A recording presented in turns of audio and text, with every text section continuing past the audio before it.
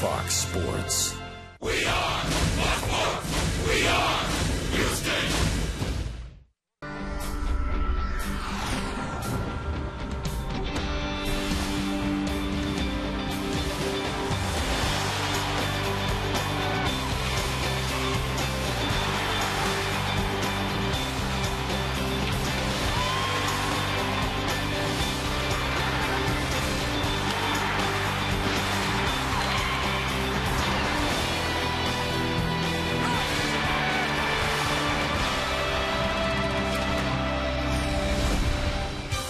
Live from Minute Maid Park in Houston, Texas, Fox Sports Houston brings you Houston Astros baseball.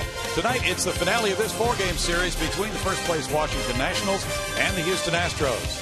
Good evening, everybody. Bill Brown and Jim DeShays. The Nationals have won 3 close one-run ball games in this series. They go for a sweep. The Astros fighting hard for these games, JD. Yeah, losing the first 2 in extra innings, and the Astros lose another one-run game last night. Thought they had a chance to win it late. Didn't come through.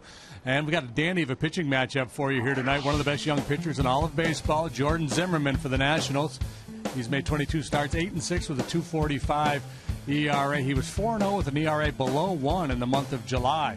Lucas Harrell, rock solid of late, 9-7. That's pretty good on a club having the year the Astros are having. They've won just twice in their last 22 ball games, and Harrell's been the winner in both of those games. Coming up in the farewell game of the season series, Jose Altuve has stolen bases in 4 consecutive games.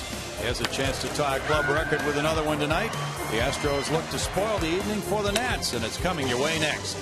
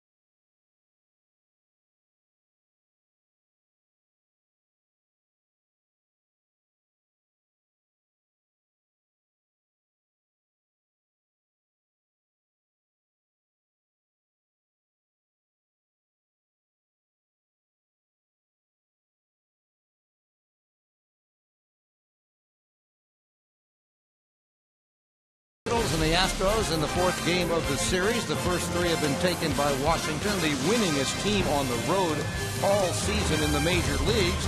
They do it with luck, they do it with skill, they do it with timing. The Astros hope to upset that timing tonight. And to tell you all about it, let's go to the booth. Bill Brown and Jim DeShays. Well, we've had 3 excellent ball games in this 4-game series so far. Let's see what tonight brings us. Thank you, Greg. As this game gets started, it's the Hyundai Nationals batting order for Davey Johnson with Steve Lombardozzi at second base, Roger Bernardina in center field. Ryan Zimmerman batting third, playing third base. The cleanup man is Adam LaRoche, the first baseman. Michael Morse plays left field with Jason Worth in right. Danny Espinosa is the shortstop. Kurt Suzuki, the catcher for Jordan Zimmerman. Right-hander Lucas Harrell with a fresh haircut toes the slab tonight, and look what he's done here at Minute Maid Park this year. He's made 9 starts. He's 6-1 with a 2.20 earned run average. He has been just nails here at home so far this year. Gets a lot of ground balls when he's on his game, but you never know. You got to have those guys in the pasture too. And Martinez, Maxwell, and Pierce take care of that. Infield now has Wallace making his first big league start at third base. Gonzalez, Altuve, Moore round out the infield. Chris Snyder is behind the plate. We got Wally over there at third. Scott Moore plays first base. Chance to see Wally play a little at the hot corner here tonight. Steve Lombardozzi gets it going. And the first pitch is right there above the knees for strike one to Lombardozzi, a .258 hitter with 2 homers. He's driven in 21. Red Wallace well off the line at third, even with the bag. Foul back, and it's a no ball, 2-strike count to Lombardozzi, the switch hitter. Here's the way the Astros stack up against him. He has 2 hits and 14 at bats in this series. Harrell missing there, goes to a 1-ball, 2-strike count. Harrell 0-1 in his career against this Washington club with a 1.13 earned run average. Fouled away. He pitched in Washington on the 18th of April. Pitched very well, got a no decision in a game started by his mound opponent tonight, Zimmerman, giving up just 1 run in 6 2/3 innings. Close to the corner. Good try. 94-mile-an-hour fastball just off that inside edge. So Harrell attacking with the fastball here, and it looked like he had his man. Lombardozzi has 6 hits in his last 36 at bats for a 167 August average, and crowds him there with the tight, looked like a slider or cutter, and got him for a strikeout. JD. And he knew what he wanted to do. He shook Chris Snyder off twice. He shook the sinker, and then Chris asked for fastball in, and he shook that off. He wanted the cutter, and he executed the pitch and got his man. Roger Bernardina comes up next. He made that sensational catch Tuesday night to end the game.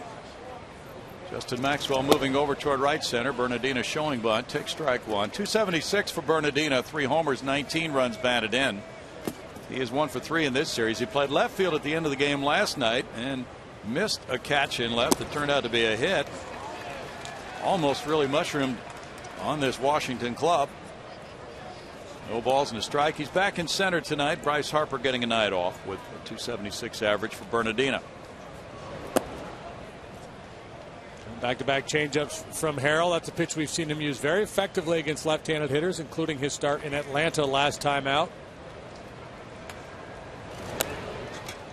James. 1-2. Bernardino scored the game-winning run Monday night. So he's had key roles in the 2 extra inning wins in this series. Showed him down and away, and then crowded him with that cutter in. That's the thing about Harrell, boy. He's a tough guy to define. I guarantee you, after a game, other hitters will talk about him, and there'll be a lot of debate as to what his best pitches is, what he does best, what his best pitches are. Excuse me. Was it the sinker, the cutter, the curve, the change? He's got a lot of quality weapons.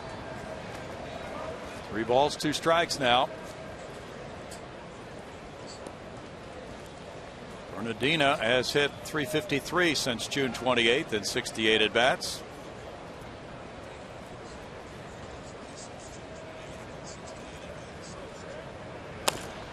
That's slap foul third base side. Some confidence in his changeup right there. 3-2 changeup, and Bernardina, a guy you really don't want to walk because of his ability to steal bases. He's not a power hitter, so normally you'd be aggressive there, maybe throw him a sinker, try to throw one over the outer third. Smashed into center field, and that decks the pitcher Harrell. Boy, he just went down flat on the mound. And then he stayed there for a while. Now a smile breaks out, but the old Chuck and Duck, he Charlie Browned him.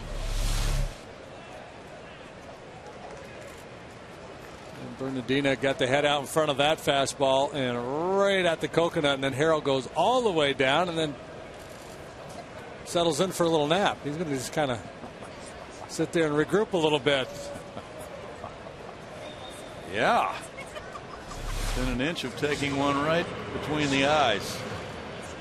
Now Ryan Zimmerman is the batter.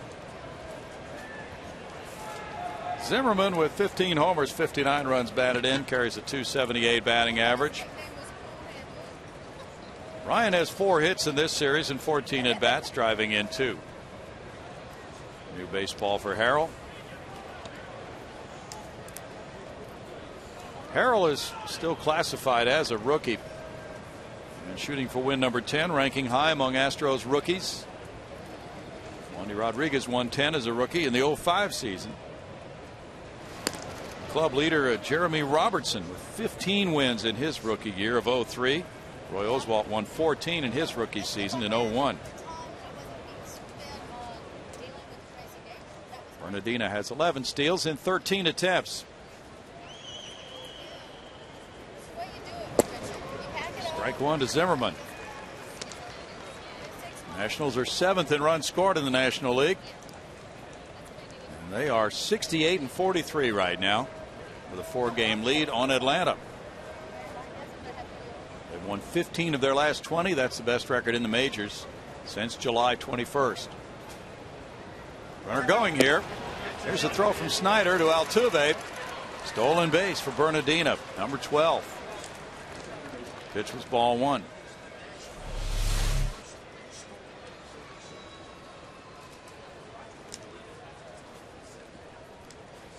Bernardina now with 12 steals. He's been caught 2 times.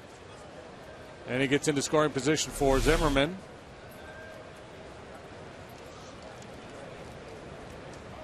'50th career steal for Roger Bernardina.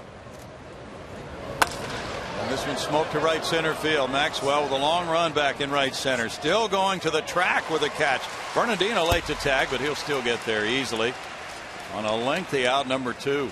Well, J-Max with those long strides had it timed well. Zimmerman hit a bolt for out number 2. And Zimmerman has tremendous power to the middle of the diamond. He hits a lot of drives like this. Right center, left center, straightaway center field. Nice play by Maxwell and good base running by Bernardina, realizing the depth of that fly ball. Had plenty of time to go back and tag and to get to third base. Now Jose Altuve goes out to right field. He's right in front of Steve Pearce in the I formation for Adam LaRoche. 271, 23 homers, 72 runs batted in for LaRoche. This is the way the Astros have been playing him throughout the series.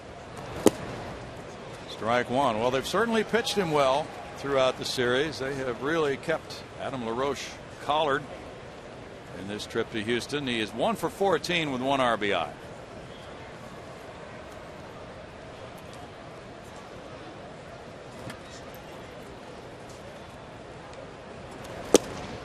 Backs away, and it's a 1-ball, 1-strike count. They've worked over the inside corner pretty well on LaRoche. Jordan Lyles did an excellent job in his start. He is the leader among first basemen with 23 homers. He looks at that one for ball 2. LaRoche is a player who has a fair amount of walks in his career. Typically you see him in deep counts, walks a lot, also strikes out a bunch. He hits this one to center, backing up Maxwell. Now he comes back in a few steps for out number 3, and it's no runs a hit. A runner stranded at third base, and it's 0 for Lucas Harrell.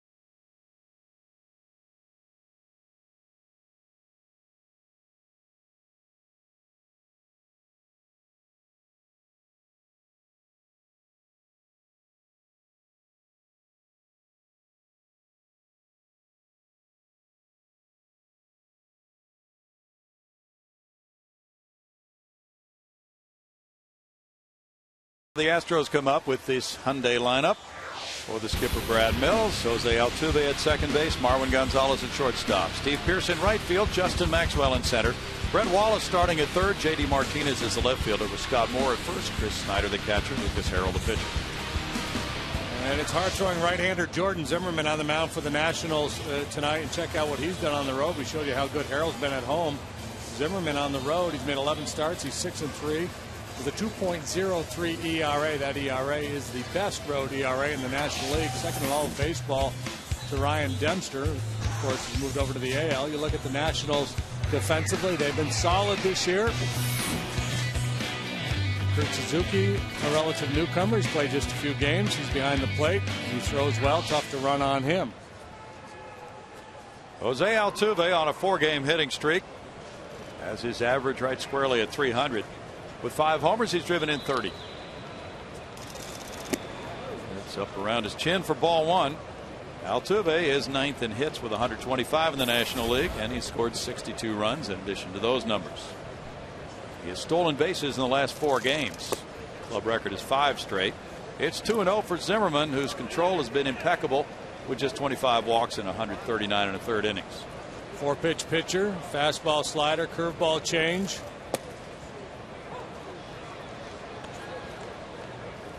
Two and one. Zimmerman, just 26 years old, from Auburndale, Wisconsin. 3 balls and a strike. They call it a foul tip. Oh. Wisconsin Stevens Point, Division III college is where he pitched. Pitched his entire senior year with his mouth wired shut. He took a ball off the face in BP. Here's Lombardozzi getting Altuve. He was on a liquid diet then that year. Probably takes a little bit off your fastball, I would think. Yeah. He was quite a football player, too. He caught 11 passes in one game for 300 yards in high school. Now Marwin Gonzalez is the batter. 247 for Marwin, 2 homers. He's driven in 9. And he has played extremely well at shortstop. He's 1 for 13 with an RBI in this series. And there's ball one. He'll get a backup tomorrow in Tyler Green, who was just obtained in a trade today with the Astros and the Redbirds making that deal. Green is coming into Houston tonight, but won't be activated until tomorrow night's game. And a corresponding move will have to be made. Green, a good defender, can play all over the infield, has good speed.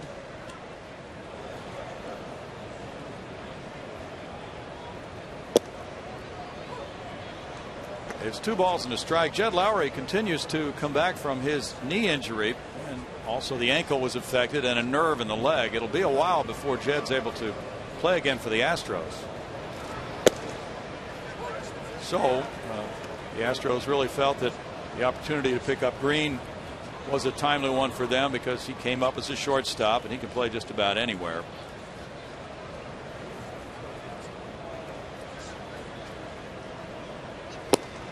Gonzalez looks at it. It's 3-2 now to Marwin.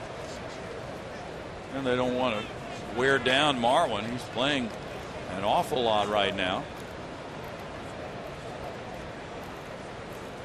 Chance Green will be starting against lefty pitching. Marwin bouncing one, and there's a play by Lombardozzi, diving and throwing to LaRoche. Round number 2. A bounding ball with some topspin that was trying to find its way into right field, but Lombardozzi able to cut it off. Not sure he had to leave his feet, but he got the job done. Yep. Leaving his feet probably allowed him to stop more quickly and get up into a throwing position. Had he stayed upright, it might have taken a couple extra steps to get into a decent throwing position. He was quick. Steve Pearce on a 4-game hitting streak at 364, is driven in 4. Strike one to Pearce.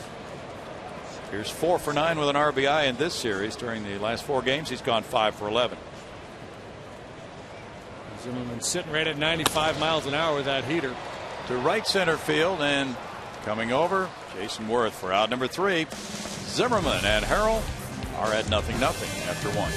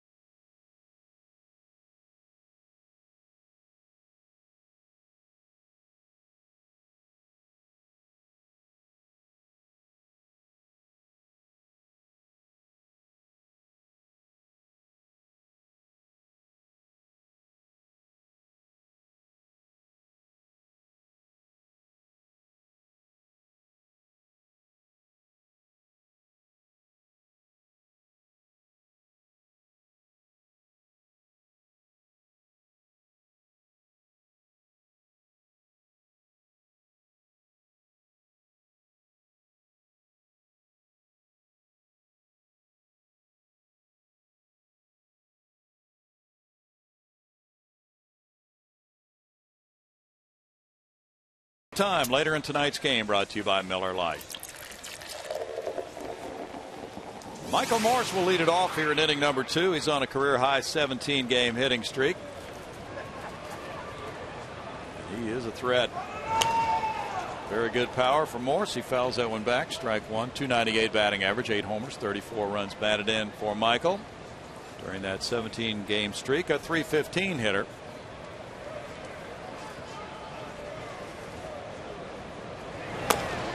Another one of those big, strong guys you got to do your work inside on. If you just allow him to lean out and cover that outside part of the plate, you're asking for trouble. He mashed the ball to center field here a couple of nights ago to get their winning rally started in the 12th inning. He hit it about 2/3 of the way up Towles Hill. During his 17-game hitting streak, he's hit 4 doubles, 3 homers, and driven in 11. It's a 1-ball, 2-strike count to Morse. He missed the first 50 games of the year with a right lat strain from spring training.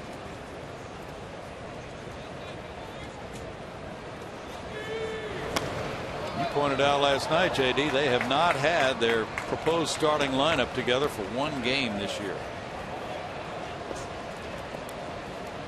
Yeah, and I don't know if they will. Desmond's out now. The catcher, Ramos, is out. That's a good point. Oh, what a good-looking pitch. At Hickox, ball 2. 2-2. There's a good sinker from Harrell, and number 5. Yeah, it's good enough. That works. We'll give Ed a pass. We'll give him, miss 1 or 2 before we really get mad at him. 3 balls, 2 strikes to Morse now. Well, that's the thing about pitching, JD. You throw a pitch like that, you think you've got the guy struck out, but you've got to turn that page and move on. Right. You got to clear your mind. Continue to battle. And he came back and struck him out a second time. The strikeout numbers 2 and 3 for Lucas Harrell. No, number 2. Well, it's a 94-mile-an-hour fastball. This time not a sinker, but a runner. 2-seamer moving in. You see Morse trying to pull the hands in to get the barrel of that ball, but he's just late. That's the thing about Harrell, and it's a point I make every time he starts. And, you know, he's a sinker baller, but he's much more than that. He can come upstairs and throw a 94-mile-an-hour heater by. He's got a good curveball. What a find. Tip of the hat to the Astros scouting department. Ed Wade acquiring Harrell, claiming him off waivers from the White Sox last year. Yeah, that was a phenomenal pickup. Ball 1 to Worth. White Sox are lucky the Astros aren't having a winning season, because Harrell will have about 15 wins right now, and their fans will be up in arms going, how do we let that guy go? Yeah, and they're lucky they're in first place. So there hasn't been that helps too. First place tends to calm down the fandom. Oh, well. 1 ball, 2 strikes. And just really speaks to how deep, I guess, the White Sox are with their pitching situation over there. It really does.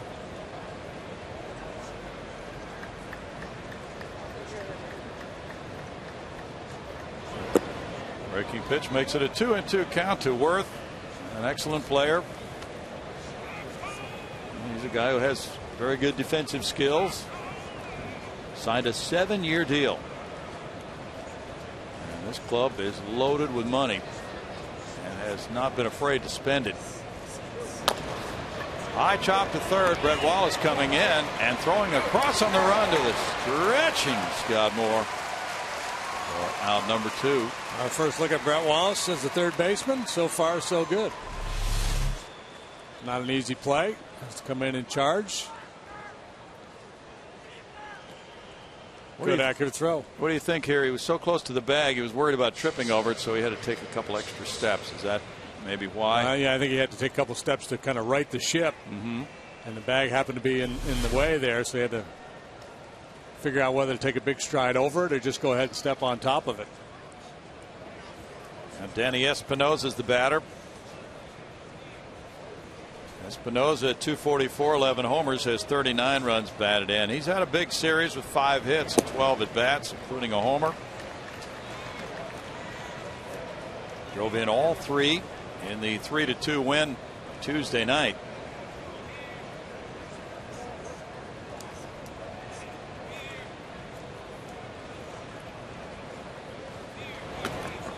Espinosa takes it for a ball and a 1-1 count. Suzuki's on deck.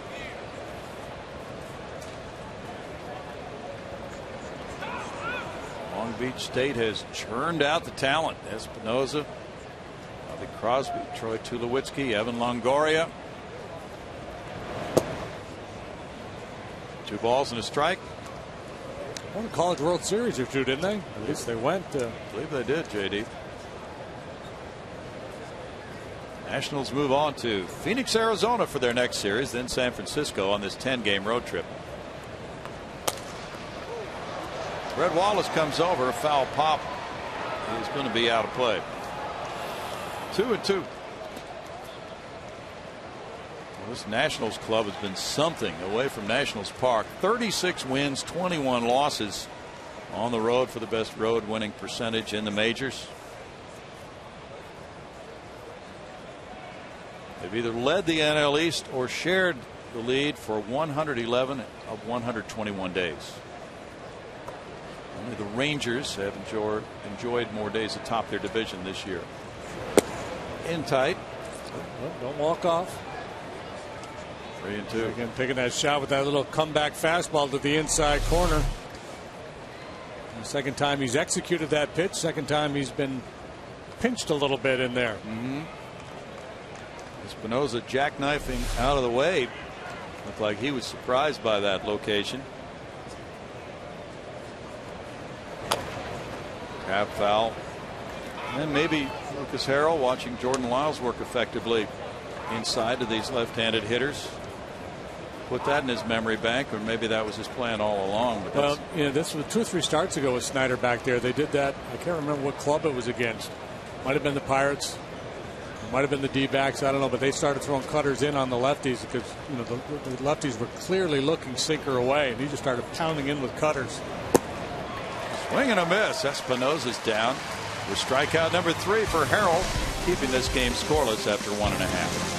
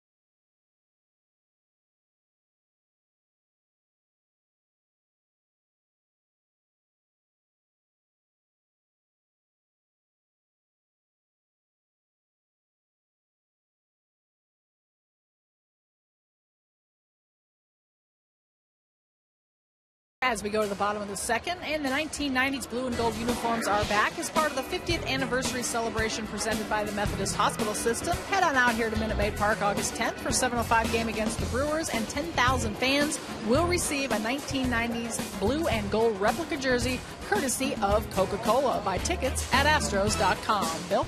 August 10th, Patty. Yes, long way off, like tomorrow. That's tomorrow. And are you going to be here for that game? I actually will not be here for that game. I'll be here the rest of the weekend. We'll try to save you one. Thank you. Kurt Suzuki leads it off in the next inning, but right here for the Astros in the bottom of the second, it's Maxwell, Wallace, and Martinez. So the Astros middle of the order trying to get something going against Zimmerman. Suzuki calls the game, and it's ball one. Suzuki's been a pretty good fit in the early games for this Washington club, hasn't he, JD? Yeah, I think they feel like they have enough offense where they can carry a defensive catcher. Suzuki wasn't hitting much at Oakland, but he has a good reputation. Very athletic behind the plate. He was really throwing well, leading all American League catchers in caught stealing percentage. And he gets clipped by this one from J-Max. J-Max, the former National, 3 for 12 with an RBI in this series.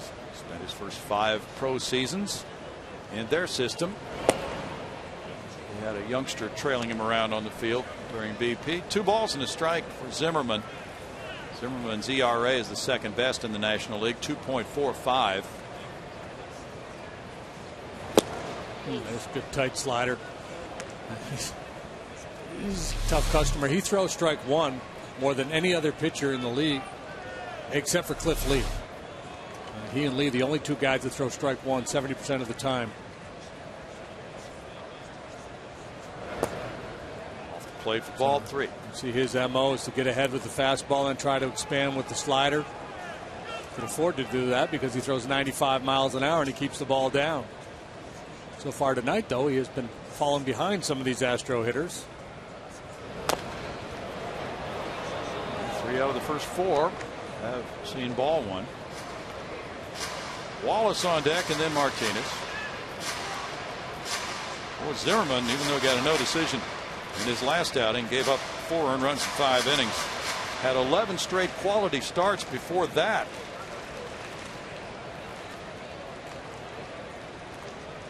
Yeah, run support and maybe some bullpen letdowns, because when you look at the numbers, this guy easily should be in double digits in wins.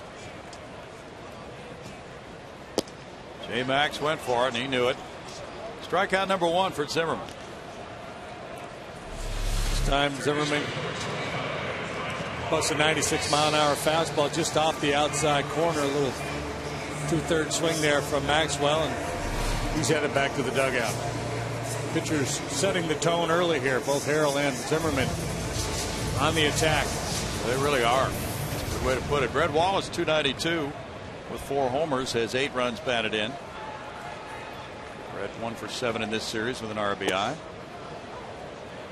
That's strike one. Yeah, these guys are up there looking like they want to attack the hitters. They're going right after them. It's going to be an interesting battle as it evolves during the evening here.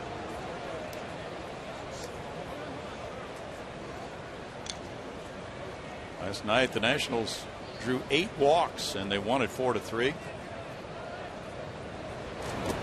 In the dirt for Brett. 1 ball, 1 strike. You mentioned this is Wallace's first start at third base for the Astros. He wound up playing a fair amount of shortstop for a 10-day period at AAA Oklahoma City, showing his versatility there. 2 balls and a strike.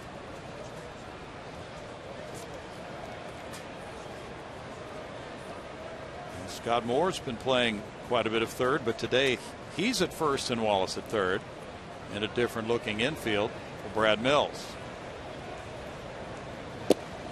In tight, 3-1. Jordan Zimmerman is the model essentially for Steven Strasburg. Zimmerman had Tommy John surgery at the end of the 09 season. Pitched sparingly in 2010 and then was limited last year.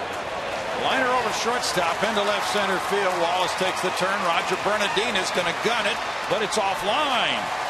And Wallace has a double, number 4 of the year. That's a good time to go. He had to play in front of him. Bernardina had to run several yards to get to the ball and then throw back the other direction, and it worked for Wallace. That's exactly right.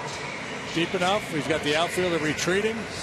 Has to turn around and make that throw back into the infield. A sleeker Brett Wallace here in 2012 on board with a 1-out double. Lost about 35 pounds, and he's moving around well. He's in scoring position for J.D. Martinez. The Astros coaching staff liked his shortened stroke during BP tonight. A little bit quicker to the ball. He's been working on that long and hard. He was out working on a tee the other day out on the field here. 237 with 11 homers, 54 runs batted in.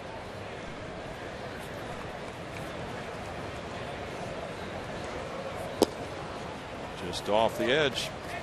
2-0. Looks like Ed Hickox is going to have a fairly tight zone here tonight. And the way these two pitchers are throwing, if he would open that up, boy, it'd be awfully tough to score for either club. Oh, yes. We're going to a late movie, JD. 2 balls and a strike. Any good movies coming out? You know, I saw one yesterday. Saw Hope Springs with Meryl Streep and Tommy Lee Jones. You recommend it? Yeah, very good movie. Trailers look interesting.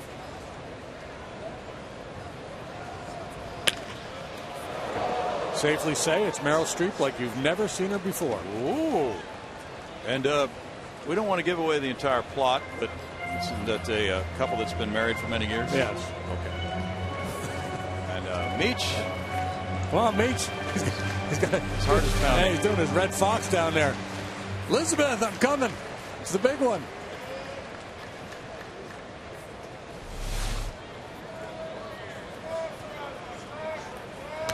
Foul back. You know, there's a Clint Eastwood movie coming out at some point. And Clint plays a baseball scout. And the name of the movie is going to be Trouble with the Curve. That'll be a different role for him, won't it? Has he ever played that kind of a role before? He played a boxing coach. That's true. That was $1 Million Baby or whatever. Yeah. Struck him out as he reached for it for strikeout number 2.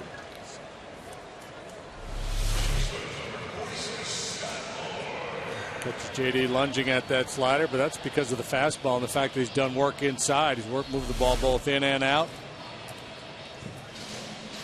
It's a good hard slider, too. I imagine that's very difficult to recognize when you're standing in the batter's box.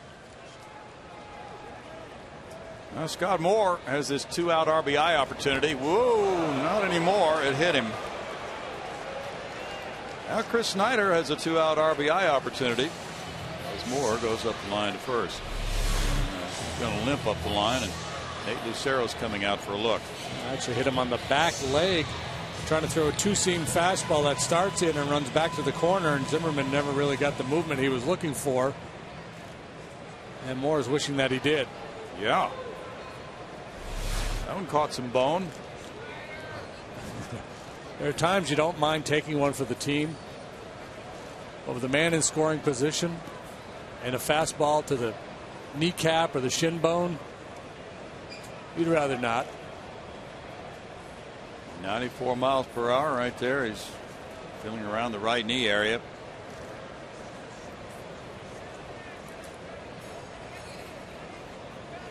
Scott Moore reassuring Nate Lucero and Brad Mills that he's fine to run now. So it's first and second, 2 outs for Chris Snyder. Snyder's 0 for 5 in this series.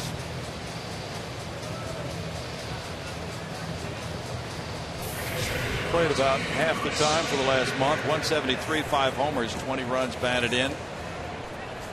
Carlos Corcoran has stepped up with the injury to Jason Castro, who's doing well in his rehab assignment for Oklahoma City. Strike 1. Lucas Harrell on deck. Snyder's a .202 career hitter against the Nationals with 2 homers, 9 runs batted in. This is his 52nd start at catcher this year. Lays off that one, and it's 1-1.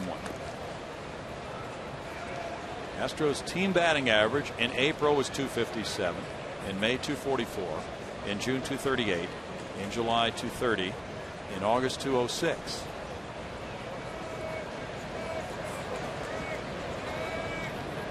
Imagine what it's going to be in November.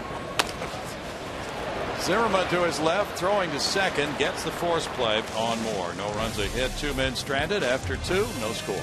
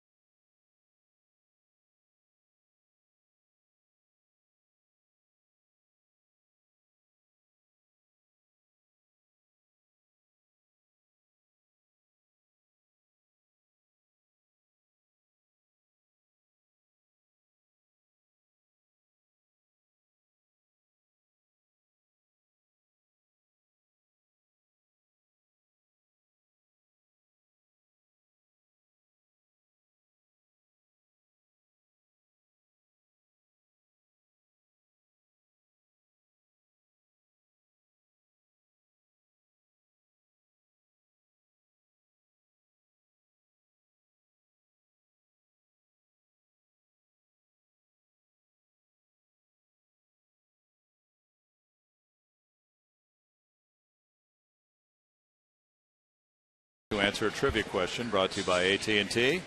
Here's the question. The Nationals have not made the playoffs since 1981 as the Expos, the longest drought in Major League Baseball. Which team has the second longest drought? Well, the Pirates would be one candidate. 92. Let's see if we can go further back than that.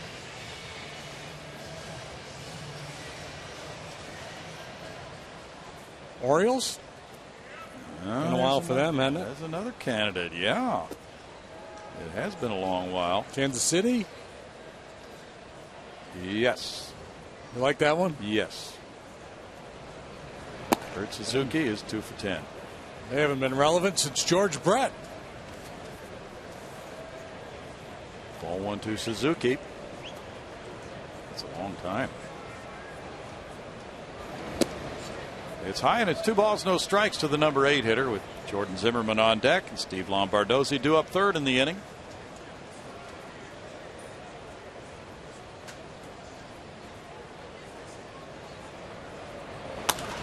Bounce to the shortstop, Marwin Gonzalez. 1 out for Harrell. Let's see if it was Kansas City. AT&T knows the answer to this trivia question. Let's dial them up. Kansas City, 1985.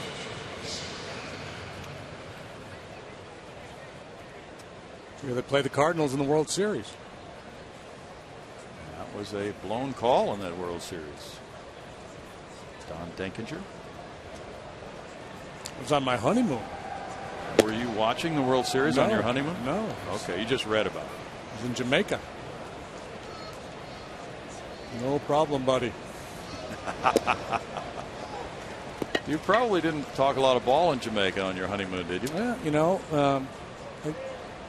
I was aware of this. I got the scores somehow, some way. Okay. But wasn't really focusing too much on baseball. 1 ball, 2 strikes. Zimmerman has 8 hits and 40 at bats. Harrell has a strikeout. That's number 4. Both these pitchers looking good in the early going. Nationals got a full night off for their bullpen last night with the complete game win by Gio Gonzalez. Lombardozzi struck out to open the game.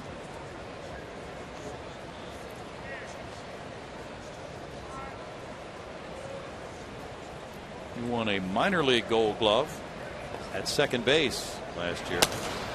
Fouls it away, strike 1 to Lombardozzi. I didn't know there was such a thing. I really didn't either until I just read that in their notes. Do they give one away to like each league? I couldn't answer that. I have no idea. 1 ball, 1 strike. It would be nice to reward players in each league with one of those. Yeah. It's a nice trophy. Melt it down and you're set for life, right? 1 and 2, precious metals. Pittsburgh lost at home to Arizona today, 6-3.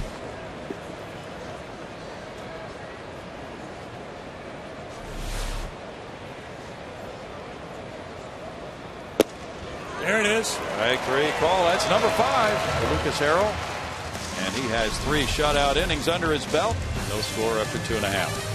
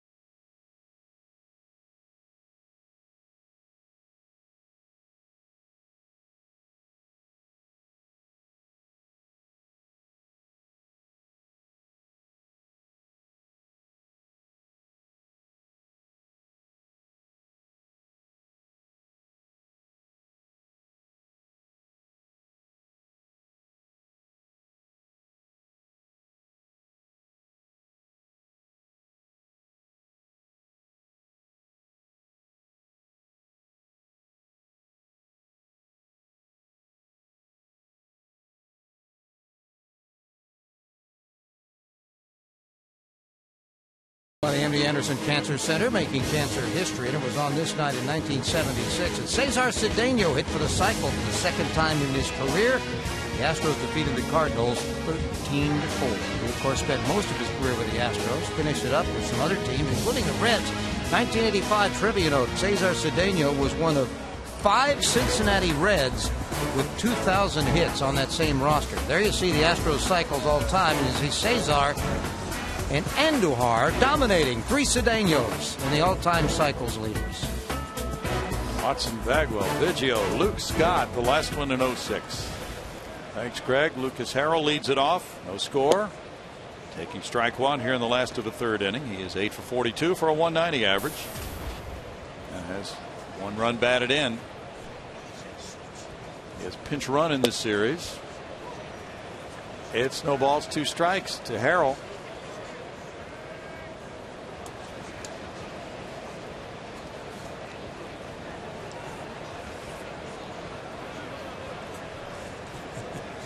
Zimmerman waiting patiently as Suzuki works his way around his repertoire before finally coming back to the fastball away. Zimmerman wanted to try a breaking ball there, or excuse me, Suzuki did. Zimmerman said, no, I'll just stay with the heater. Zimmerman, with a career record of 20-24, 3.38 ERA, has not beaten the Astros in his career. He's 0-2 with a 4.91 against them in 3 starts. And so, as I was mentioning last inning when he was out there, it was 09 that he had the Tommy John surgery, pitched very little in 2010, and then last year held to a strict innings limit through 161 innings, and has come back very successfully this year. So that's, the evidence, the precedent has been set for the Nationals to do the same with Steven Strasburg as he works in his first year post-surgery for his full year. Strike 3 call. 3rd strikeout for Zimmerman. It's getting interesting with this Strasburg situation, certainly, and the way the Nationals are playing. Good Astros live show. Mike Stanton talked about that issue with Kevin before the game tonight. And his sentiments were much the same as Jake Peavy of the White Sox in USA Today yesterday in an article by Bob Nightingale. Peavy said, I don't want to put words in their mouth what their veterans are thinking, but it would be very hard for me to accept that. The Nationals in the playoffs and Steven Strasburg not part of it. Don't you seize the moment? That's strike 1 to Jose Altuve. He grounded out in the first inning. The counter argument, the one that the Nationals are making, they feel like they have the kind of club that could be in the postseason run, playing meaningful games in September year after year here for a number of years, because of their talented young rotation, and they don't want to jeopardize that. So that, there's solid arguments on both sides, and the problem is there's no definitive answer. True. Altuve is down on strikes, number 4. He just blisters that fastball by Altuve. He doesn't get beat by many heaters, but that one was by him. And 2 or 3 weeks ago we were talking about it, and I think I used the word insane when talking about the Nationals shutting down Strasburg. But the more I read, the more I think about it. Talking to some of their guys, I kind of get it. It's a tough call. Marwin Gonzalez looks at strike 1. Ryan Zimmerman said in that USA Today article, and by the way, he hasn't played on a winning team since his debut in 05. Would we like to have Strasburg into the playoffs? If we make it, of course. But they've said all along, and they're right, it's in the best interest of Steven. No balls, 2 strikes. Nice shot in the dugout there of Scott Moore, getting a little attention from Nate Lucero, putting a little sleeve, a little compression on that leg where he got drilled by the pitch.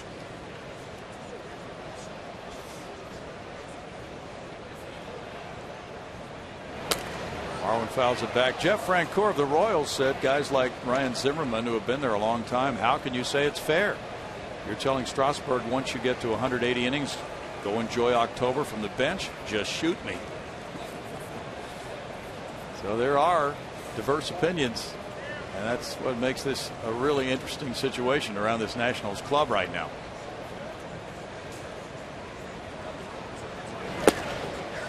Got him on strikes, and he struck out the side, giving him 5 for the night, keeping the game scoreless after 3.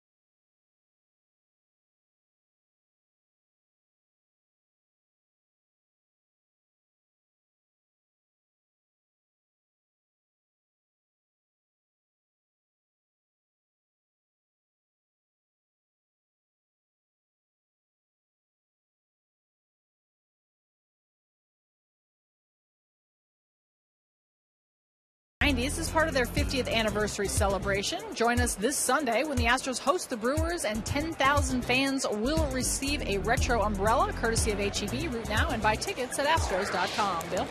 Thanks, Patty. There's a foul bunt by Roger Bernardina. Opening the 4th inning here. Bernardina smoked a line drive single at Lowbridge Lucas Harrell in the 1st inning. No balls, 2 strikes.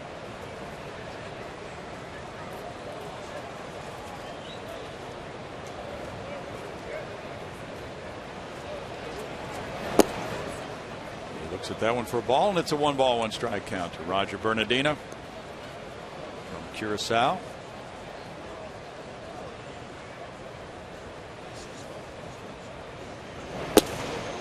It's 2-1. Such a rare play he made to end that game Tuesday night, and everything was perfect. Timed his leap well, and the wall just happened not to be in his way in the bullpen area. Just enough space to get in there behind one of those pillars. 3 balls and a strike. It could be 0-4 right now. It could be a no-ball, 4-strike count on Bernardina. Smacks a line drive headed for left field. J.D. Martinez over to backhand and hold him to a single with a very good play. He got an outstanding jump on that, and Bernardina is held to a single. He's 2 for 2.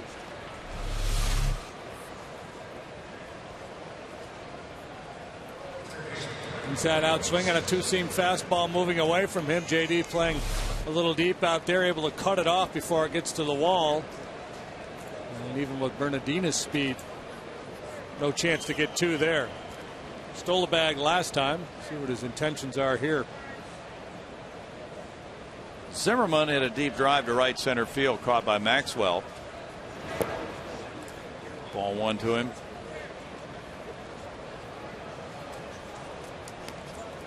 Nationals have taken their time with this building process of their team. Zimmerman was an 05 draft choice. Came to the big leagues that same year for 58 at bats.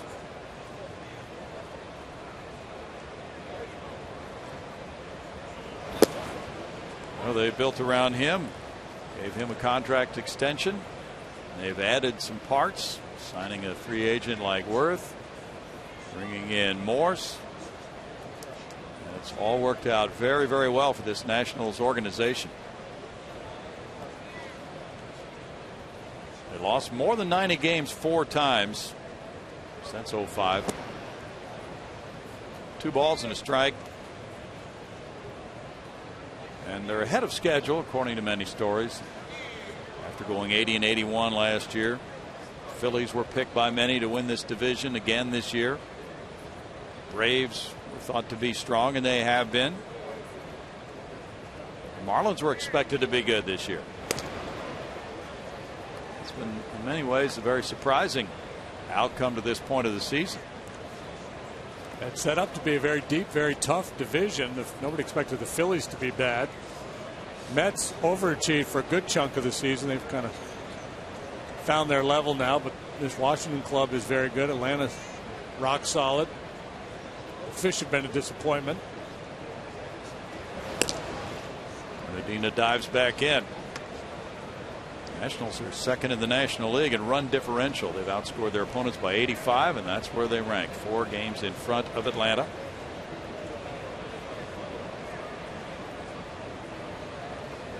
They're 6-1 against Houston this year. Medina had a big jump, and the throw was great, but he had such a big jump. He gets the steal. Throw gets away from Altuve. Snyder really put something on that, but Bernardina gets his second steal of the night and 13th of the year. A sweep tag by Altuve, trying to be quick with the tag and just never really gets control of the ball. Bernardina in safely, and that injury to insult. Lucas Harrell didn't get the call at home plate either. Looked like a pretty good pitch, but sometimes with the catcher coming out of his crouch to make a throw.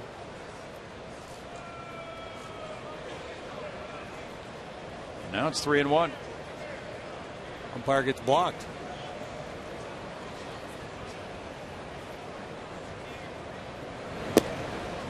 All 4. 2 men on, nobody out for Adam LaRoche now. That's the first walks for Harold. He's at 60 pitches for the night. 33 have been strikes.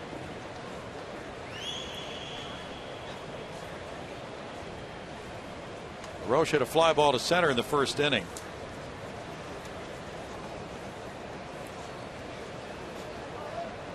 Harold 6-1 at home with a 2.02 ERA for 9 starts, including a complete game shutout here.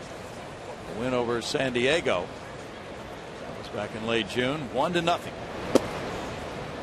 Try to get LaRoche to swing at that sinker down and away. LaRoche, a power hitter with a couple men on base. He's looking for something he can drive into the seats here.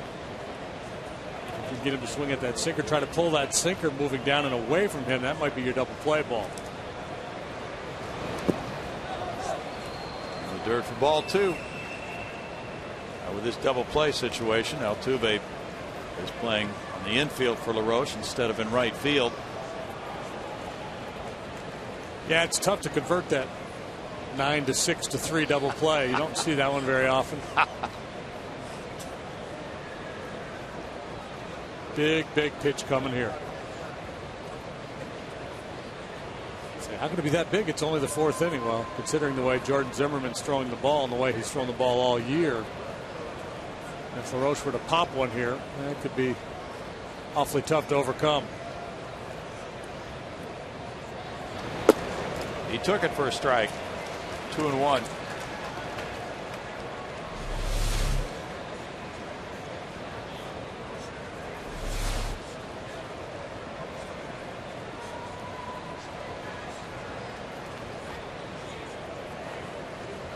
Lucas Harrell from Springfield, Missouri, trying to get out of a jam. Bouncer foul, and it's 2-2 for Lucas. Cutter in. You talked earlier about the effective use of the inside stuff on LaRoche in this series, and that's kind of what, as a pitcher, when you watch a hitter, you see his approach, you immediately think hard in on LaRoche because he hits out of that open stance and then closes up as the pitch is being delivered. And you just feel like a guy who's closing as you're throwing the ball. You should be able to get in there on him. He's moving in towards the plate.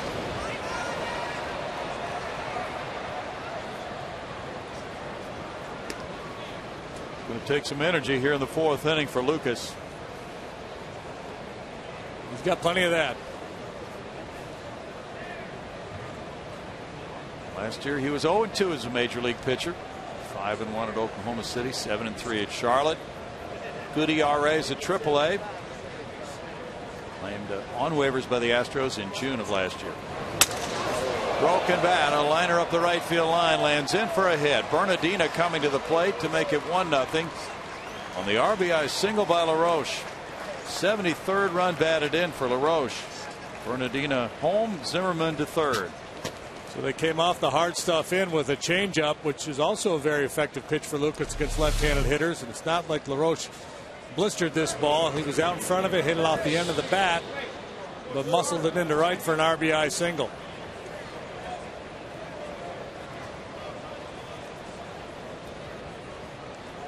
And with nobody on, Altuve might have caught that, and that's been one of the stories of this particular series. Now Morse on a 17-game hitting streak, struck out in the second inning.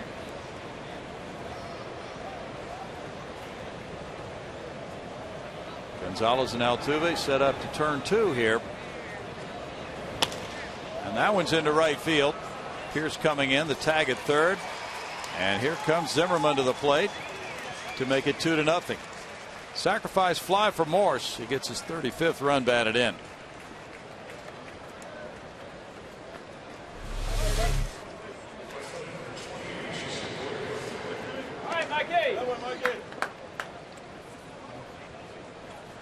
Pierce had no shot at Zimmerman, wanted to keep the double play in order so he doesn't make an overly aggressive play. Sometimes you see a guy feel like he can uncork a Herculean throw and allow that back runner to move into scoring position. Jason Worth grounded to Brett Wallace at third earlier. Worth looks at ball one.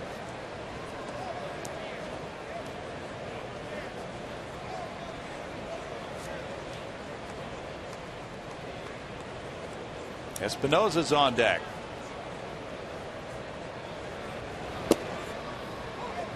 It's a 1-ball, 1-strike count for Lucas Harrell. The Astros will pay attention to his innings in September. They're well aware of what he's done in the past and may curtail his season based on the innings load. 2 balls and a strike.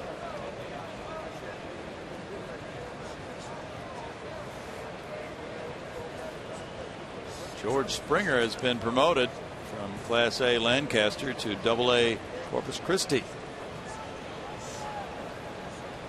Other moves to be coming. To center field, Maxwell back. This one's going to ride way up on Towns Hill. Tremendous catch by J-Max.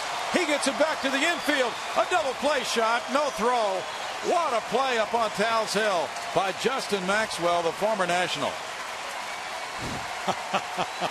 Big ovation from the fans here at Minute Maid Park. Such a difficult play to make, to be running up the hill, maintain the concentration, and put this ball away. Oh, that is sweet. Hill, what hill? I don't see any hill.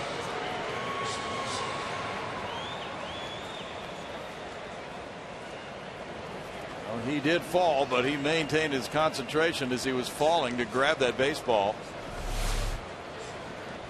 Terrific play. 2 outs, and now it's Espinosa batting.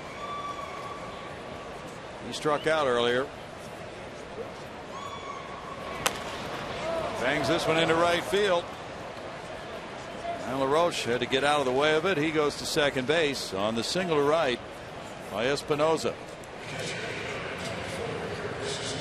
Time around the order, the Nationals having some success with Harrell, and that brings Doug Brocail out of the dugout to have a chat with his young right-hander. I think Maxwell just rendered Bernardina's catch the second best catch in this series. Yeah. Bernardina's was more timely to save a game. But I don't know that it was more difficult than what J-Max just did. I think you're right, because J-Max had to turn his back toward the infield, go straight back, and then go up a hill. Yeah, had no angle. And it was falling as he made the catch. That is one big time play. Doug Brocail and Craig Bjornson, the bullpen coach, met with wounded combat warriors tonight for Team Red, White, and Blue during batting practice. Very devoted to that cause. Kurt Suzuki hit a ground ball to shortstop in the third inning. Strike one. Pitcher Zimmerman on deck.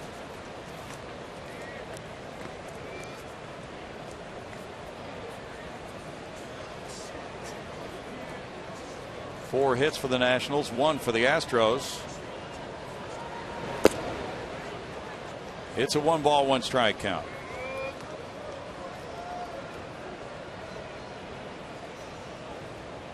Lucas Harrell in his last 5 starts is 2-1 with a 2.05 ERA. He has not had too many difficult innings.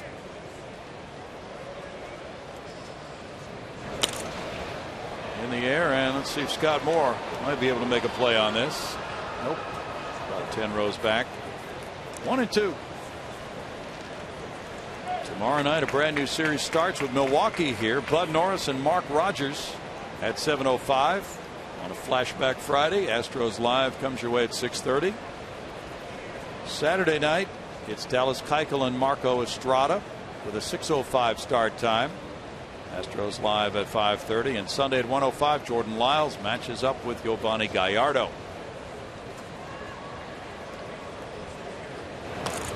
Foul back. Still 1-2 to Suzuki.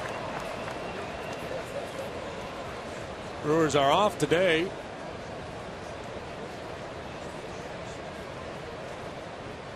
They swept the Reds, didn't they? Yes, they did.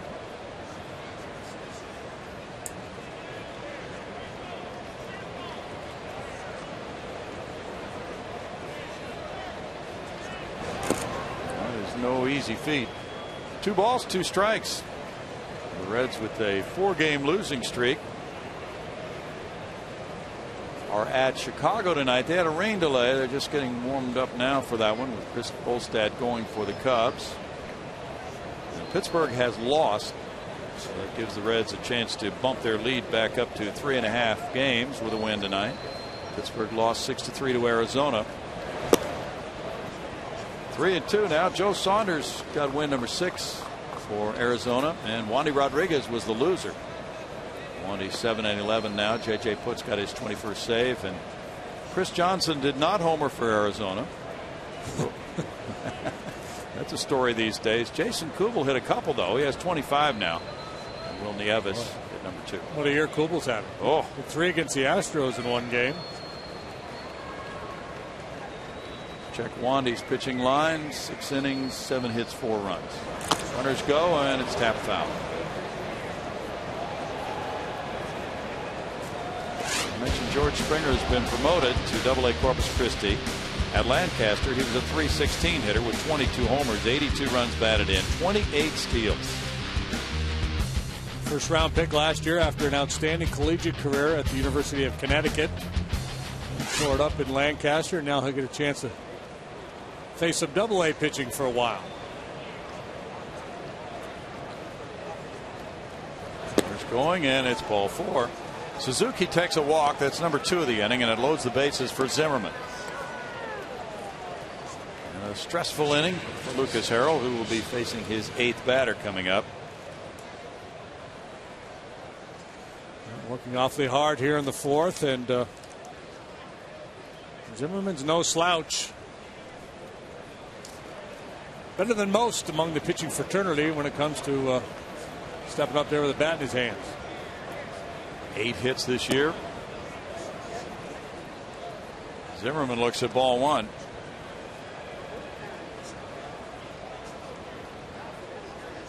Yeah, we'll have to see what happens with Robbie Grossman at Corpus Christi. He's been playing center field after the trade for Wandy Rodriguez to Pittsburgh, and he came this direction. Line drive to center, Maxwell. And in the 4th, the Nationals get 2 runs. They get 3 hits and leave 3.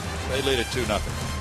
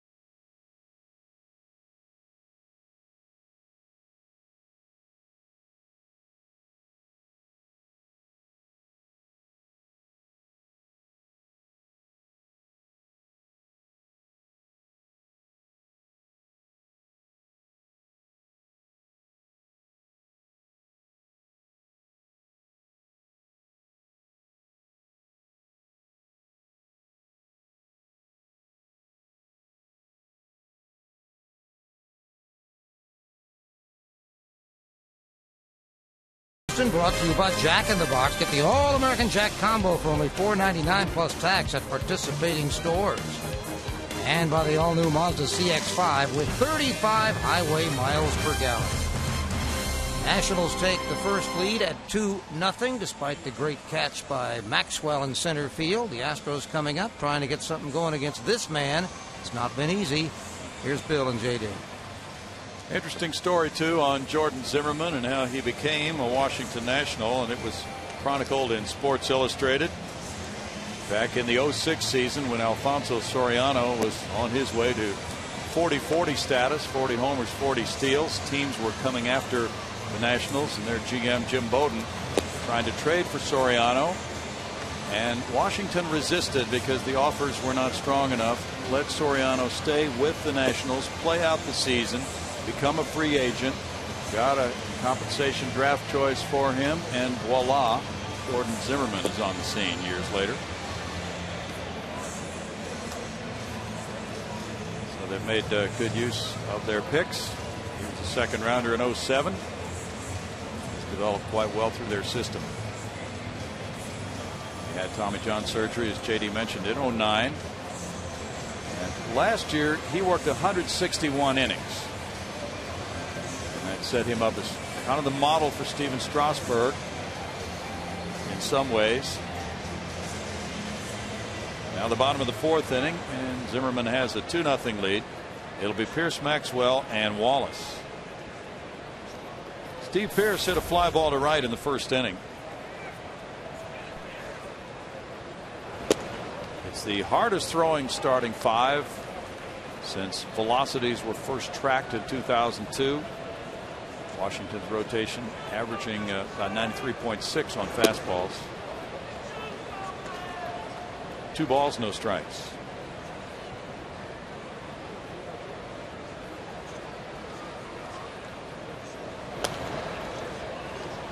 Then it's 2-1 to Steve Pearce.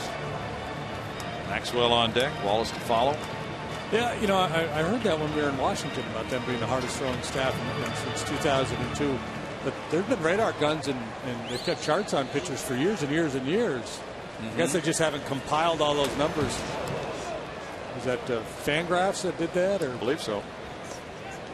So are you buying it that they're the hardest throwing? Well, they may be. I mean, since they've been doing it, yeah, I guess they are. I wouldn't dispute that. Mike Rizzo's the GM. He came from a scouting background with the Diamondbacks. Assistant GM status. That's a fair ball by Zimmermann into the left field corner. Pierce heads for second base. And he has a leadoff double here in the fourth, his third of the year, and a 5-game hitting streak now for Steve Pearce. The Astros looking to respond to the Nationals' 2-run fourth. Get off to a nice start as they get their second look at Zimmermann. Steve Pearce whacks his double down the left field line.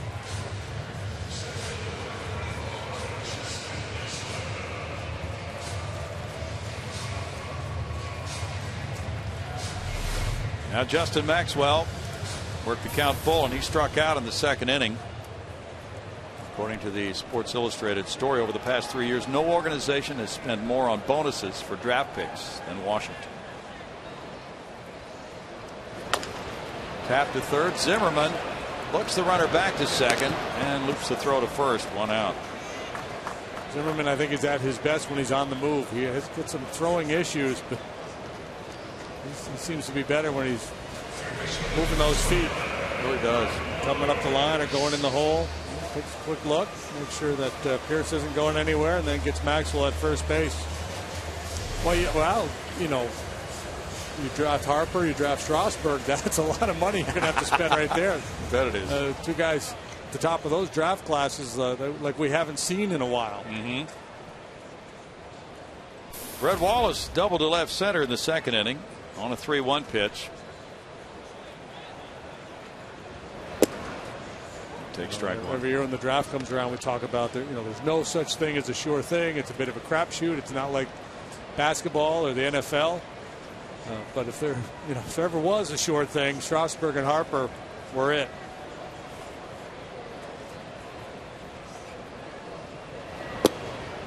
In tied to Wallace. That was a good look with that center field camera. You could see Zimmermann. He started with the changeup grip, and then he came off of it to the breaking ball.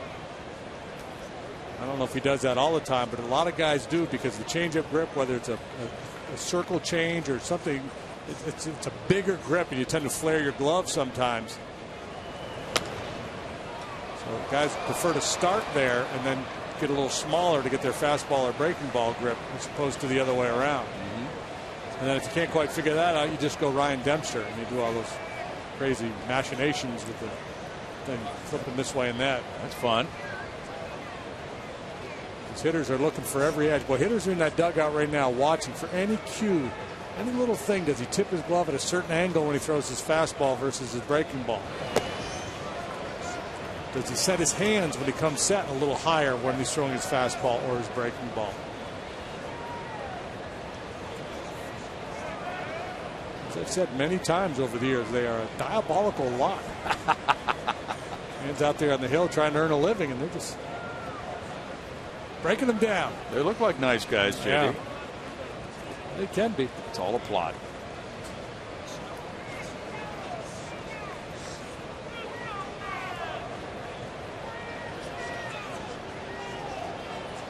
Davey Johnson was a bat boy in spring training for the Washington Senators in 1952 when he was 9. His neighbor was a pitcher named Joe Haynes, and he got to know Eddie Yost, the walking man, and a lot of the prominent Senators back in those days. Now here he is managing this club, and a very good one, and he is an excellent hand for the pitching staff. An interesting story. He hadn't managed in the big leagues since 2000 prior to taking over for Jim Riggleman last year.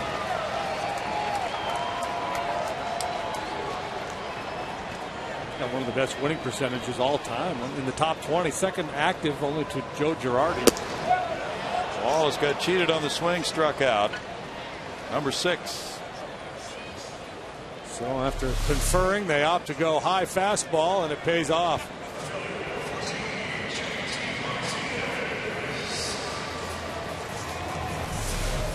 JD Martinez follows. He struck out in the second inning with a runner at second base. And he gets another shot with a man on second. Zimmerman, pitcher of the month in July in the National League. 3 different pitchers of the month for the Nationals this year. That's ball 1. Hey, that's the first time that's happened since the 1979 Houston Astros.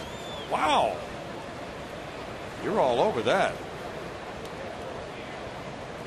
The value of coming to work every day. Fly ball right center field. Worth is calling. And in the 4th inning, a leadoff double gave the Astros promise, but it's no runs, a hit. Steve Pearce stranded at second, 2-0 Washington.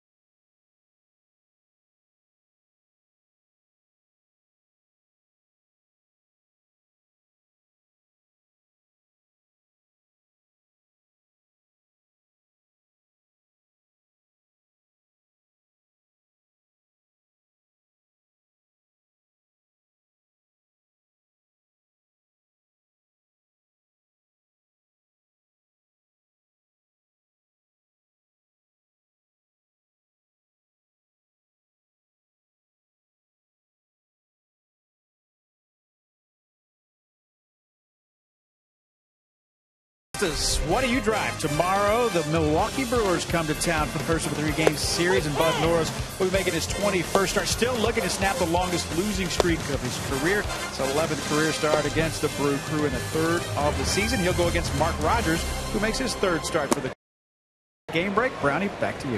Thanks, Kevin. There's strike one as the 5th inning gets underway. Steve Lombardozzi is 0 for 2 with 2 punch-outs. Fouls that one back, and it's an 0-ball 2-strike count for Lucas Harrell. Gave up 2 runs in the 4th inning, 1 on a single by LaRoche, 1 on a sac fly by Morse. Just checking the Corpus Christi box score tonight. Corpus playing Arkansas. That's fouled out of play. That game is in Corpus Christi. It's 3-1 Arkansas. The center fielder tonight is Robbie Grossman. George Springer is on his way from Lancaster. And Jeff Luhnow said, well, all along we've said there would be some movement in the system in early August, and that's coming. That's a check swing call, and it goes the Nationals' way. It's 1-2. So there are more moves to come, and we'll see once everything shakes out where everybody lands. Astros have to make a move tomorrow themselves at the big league level. Bouncer goes foul. And one thing Jeff Luhnow said was that we want to be able to move players like George Springer up to the next level now and get them accustomed to what they're going to be facing next year. It's a Hooks fan right there.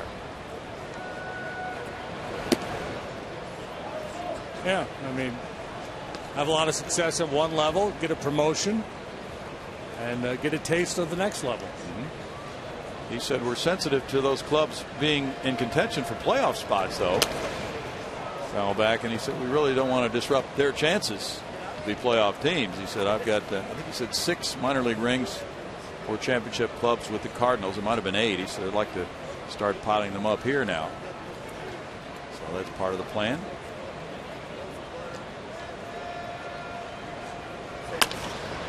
Pulled into right field past the diving Moore. A single for Lombardozzi. It usually works out pretty good because rarely do bad players get promoted. Yeah. Sometimes calling up a guy like George Springer, he's more likely to help you than he is to hurt you. What a night for Matt Dominguez. 4 for 4 with 3 runs. Boltonevich 13-3. The Shields 82 steals. Brady Rogers, a 3rd-round pick from Arizona State with a low ERA at Tri-City. And Carlos Correa, the 1st overall pick, has warmed up to 89 the last 10 games. Tri-City Valley Cats have the best record in the New York Penn League. They're 36-14. Roger Bernardino is 2 for 2. Line drive to center, another one to left. There's ball 1. Bryce Harper getting a night off, and it seemed that some of the umpiring calls that did not go his way last night. He was caught looking a couple of times, and the slump that he's been in. And he made an ill-advised throw, all signaling to Davey Johnson time for a night off for Bryce Harper. 2 balls, no strikes. Lucas Harrell has to make sure he comes set here working from the stretch position. Angel Hernandez, who's down at 3rd base something tonight, was behind the plate last night. He called 2 balks. One on Armando Galarraga for not coming completely set before pitching, and then called one on Gio Gonzalez on his move to first base. Gonzalez, a left-handed pitcher. Angel deemed that he stepped too far towards home when he went to first. Roll to shortstop. Gonzalez hurrying, steps on second, fires to first, gets a double play.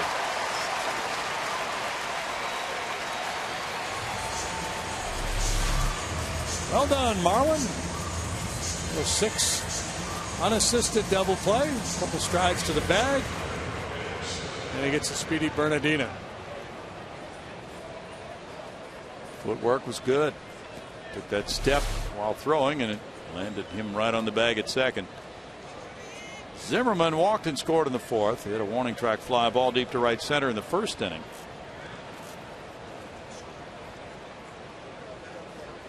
The Tyler Green deal was a trade today in exchange for a player to be named later or cash. And to make room for him on the 40-man roster, Brian Bixler was designated for assignment.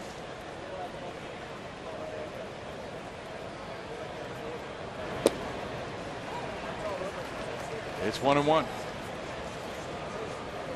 the Astros will be getting a very talented player in Tyler Green for tomorrow night's game, and very versatile player as well. Tyler will turn 29 here in another 8 days. First round pick in 05. 1 ball, 2 strikes. And that's a part of that waiver situation that we talked about at the trade deadline. There are going to be some deals in August, and we've seen a few so far with players being placed on waivers, clubs claiming them, working out a deal. 2 balls, 2 strikes. There could be a few more to come, especially by the contending teams. Yeah, there's 2 ways a player can be dealt after the trade deadline. One, a player just clears waivers, then he can be dealt, or the team claims him and then works out a deal with the team who put that player out on waivers. My guess is that Tyler cleared. So he'll be here tomorrow night. 77 games at .218 average, 4 homers, 19 runs batted in for St. Louis.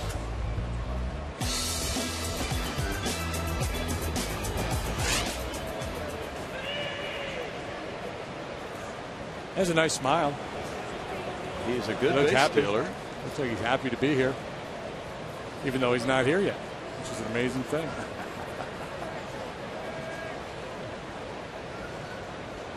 Cleveland leads Boston 4-3. They're in the bottom of the 7th in Cleveland. Chopped, and Altuve's there to his left. Over to Moore. In the 5th inning, no runs a hit, nobody left. 2-0 Nationals.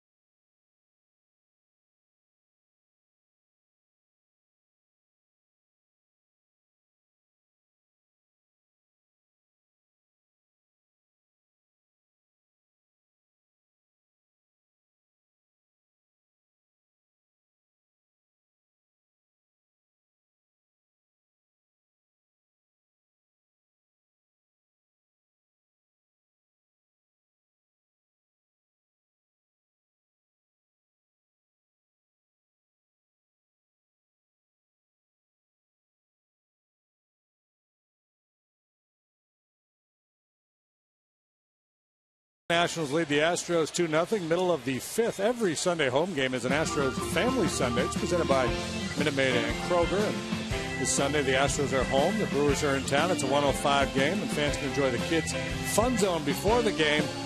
And then the ever-popular Kids Run the Bases after the game. Tickets at Astros.com. Always popular Kids Run the Bases Day. Coming up Sunday, final game of the homestand. Fans watching here as the Astros come up in the home 5th inning, trailing 2-0. They've been out hit 5-2. No errors tonight. Scott Moore was hit by a pitch right around the right knee in the 2nd inning. Strike one. Actually, it was a back knee, wasn't it? I think so. It looked like he got his back leg. Left knee.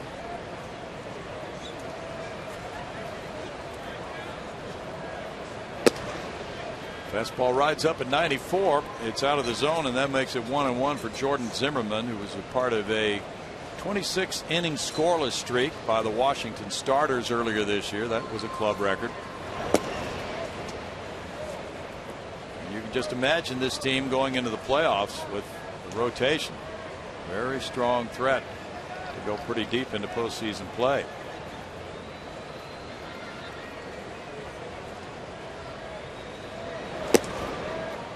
2 balls, 2 strikes. Well, you know, and even with without Strasburg, they'd still be pretty darn good. With this guy and Gio Gonzalez, Detweiler's solid. Edwin Jackson's no slouch. Clearly, Strasburg's the difference maker. But it's not like they'd go to a postseason series and you go, oh, their pitching just doesn't match up. Here's a thought, just looking at Zimmerman's innings. He's over 140 for the year. He pitched 161 last year. There's no talk about shutting him down, right? No. Okay. Strike 3 looking. Number 7. Yeah, I think their model is, you know, a first full year back after Tommy John surgery, you're going to be cautious, and then the next year, as long as there's no lingering effects, you turn the guy loose. There appears not to be any lingering effects with Zimmerman. Yeah, that's for sure. Chris Snyder grounded into a double play in the 2nd inning. Brandon Barnes is on deck. Pitcher spot due up next.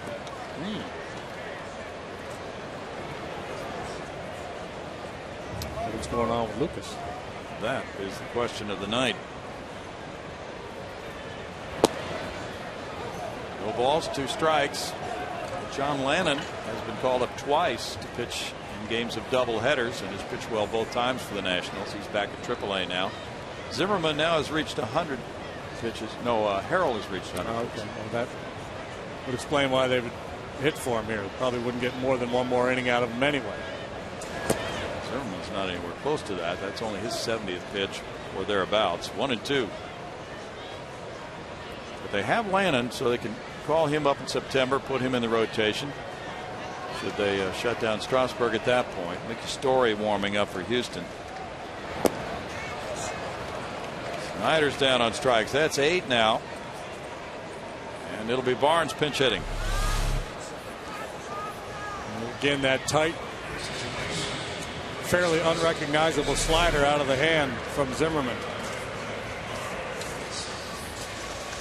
Well, that'll be it for Harrell. 5 innings of work tonight. 5 hits and 2 runs allowed.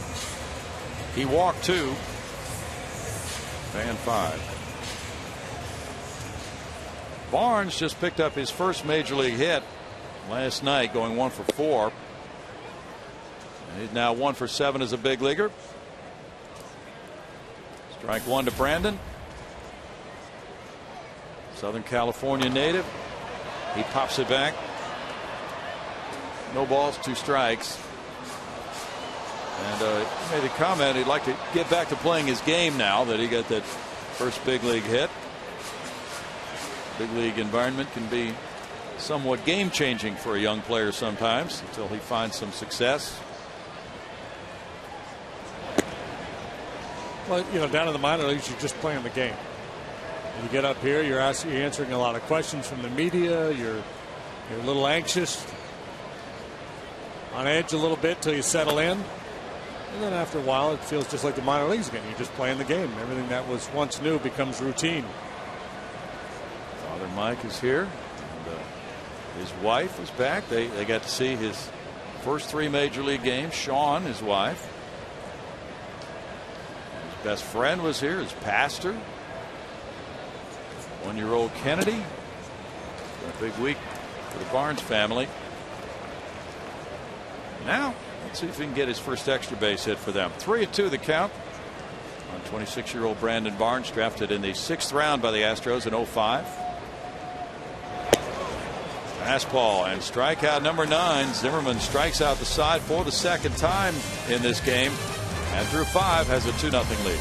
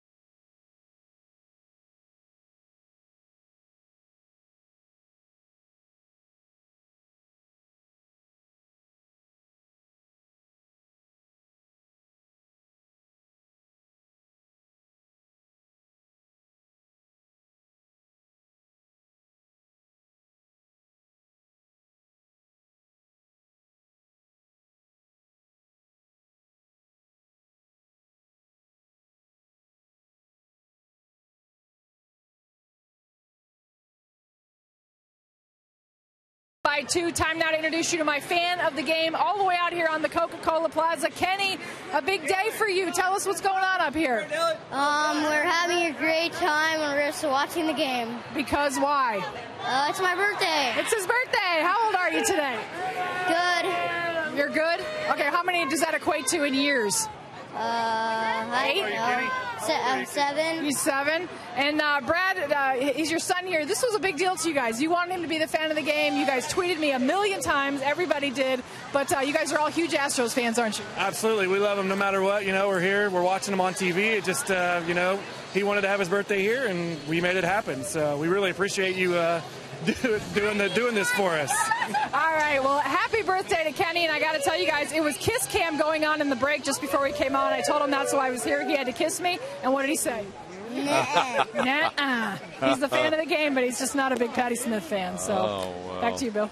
He is one of a kind then. He's in that girls are yucky stage of life. Yeah. Mickey Story is 0-1. His ERA 3 for his first 3 games with the Astros. 3 innings pitched, and since arriving on the scene, he pitched Friday in Atlanta, Monday, Tuesday, and now Thursday in this series. A busy Mickey Story takes the mound for the 6th inning. Well, in the Astros bullpen, much improved of late. ERA about 2.5 here for the month of August. They did a nice job last night keeping it close. And that's really not been the case much of the year. A lot of games like this, where the starter was competitive and left trailing by a run or two, all of a sudden in those middle innings would just blow up. But lately, those guys working in the middle have done a much better job. Strike 1 to LaRoche. And it's a 1-ball, 1-strike count. The Astros bullpen with a 1.25 ERA for the last 6 games, getting some very good work.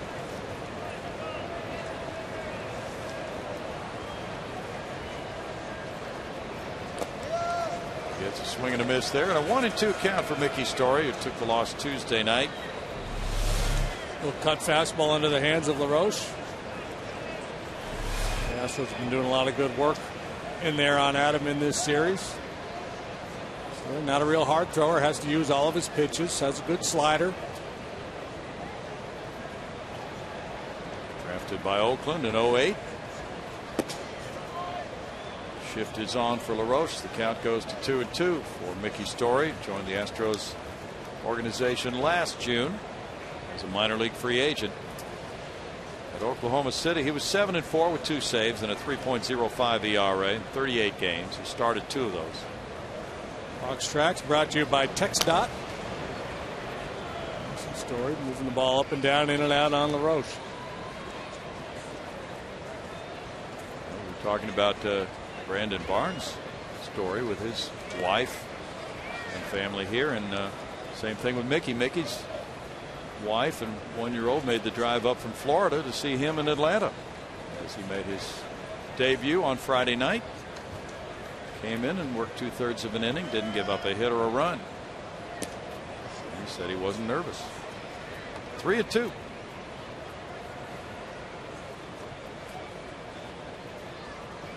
There must be new pill they're passing around in the clubhouse these days. What does it do? The non-nervous pill for a guy making his debut. Yeah.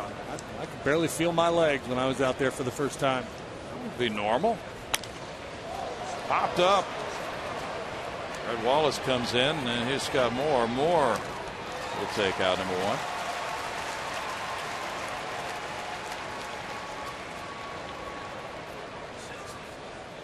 Michael Morse will be next. He's 0 for 1 with a sac fly.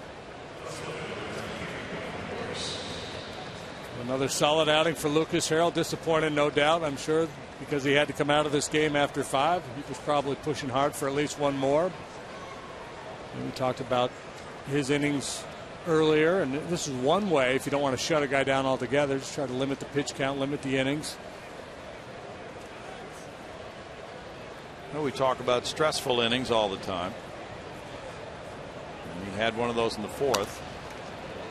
So you get him out of the game after the 5th, trailing 2-0, but you know he could be having another stressful inning on down the line in this game had he been allowed to stay in, and it's situations like that that sometimes can add up on a pitcher. Yeah, and I think if Brad Mills felt like he was going to get 2 more out of him, he probably would have left him in the game, but he probably figured I'm only going to get 1 more out of him anyway, so let's go for it. Whoa, speaking of. That will go a long way. Wow. About halfway up the light tower for a tape measure Morse home run. That's number 9, and it moves his hitting streak to 18 games. That's a real bomb from Michael Morse, and it's 3-0. Almost as far as he hit his double to center field the other night. We talked about him and his strength earlier in the season. That ball's out over the plate a little bit and down where he can really extend and then use his leverage. Big, strong guy unloading.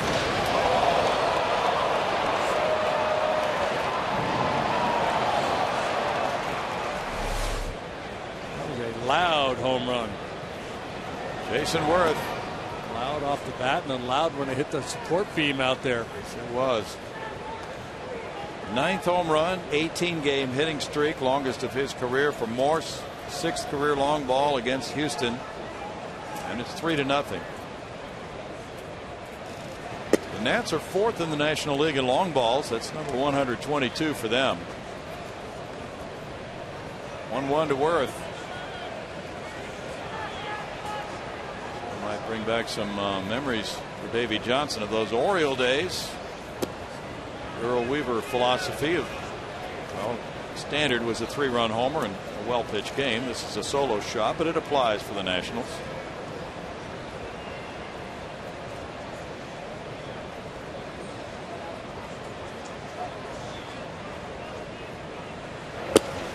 Swing and a miss there, and it's 2-2 to Worth. R.A. Dickey is a 15-game winner. The Mets beat Miami 6-1 today. Dickey 15-3. Beat Josh Johnson, who's 7-8. That ties Dickey with Jared Weaver of the Angels for the major league lead in wins. 4th complete game for Dickey. Popped up. Moore coming over. Can't get to it. Still 2 balls, 2 strikes.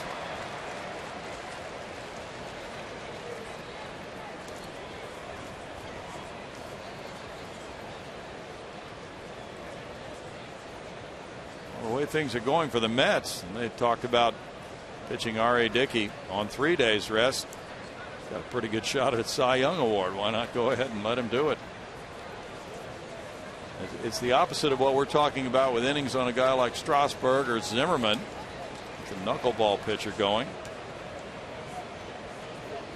Yeah, they can go forever. He's just getting started. Struck him out. Out number 2. It's all right in his mid-30s. I believe so.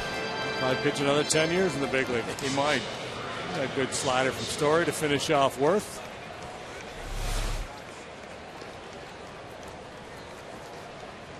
Espinoza is 1 for 2. He singled to right in the 4th inning. Let's see. Vogelsong of San Francisco leads in ERA.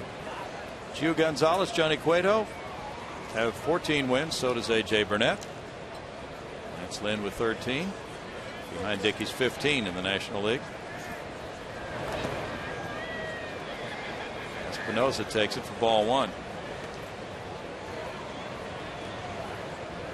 Cueto's 3rd in ERA. It would not seem to be a real clear-cut picture for Cy Young at this early date. Very seldom is it the first weekend of August.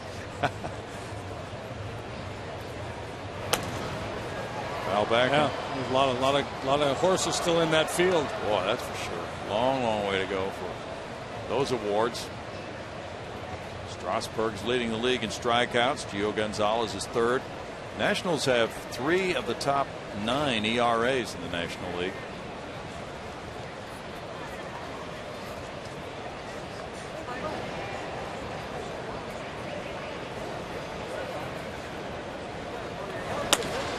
That's wrapped on a line to right field, and Pierce is there to catch it. Morse hits a tape measure homer, and it's now 3-0 Nationals.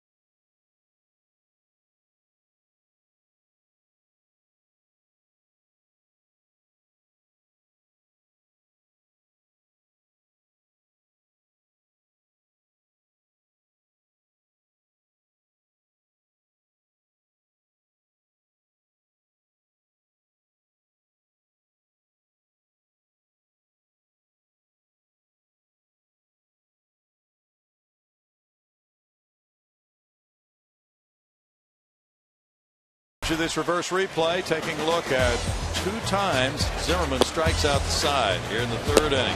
Todd Harrell looking, got Altuve, got Gonzalez. Then back in the 5th inning, he got Moore looking, he got Snyder, and he got Barnes. A total of 9 strikeouts in the first 5 innings. Tougher than a $2 steak, this guy tonight. Check out that line. 9 punch-outs, hasn't walked a man. Steve Pearce, the only guy in the Astros lineup who has not struck out tonight. Harrell was solid. The Astros still have a chance. Down 3 here as they come to bat in the bottom of the 6th.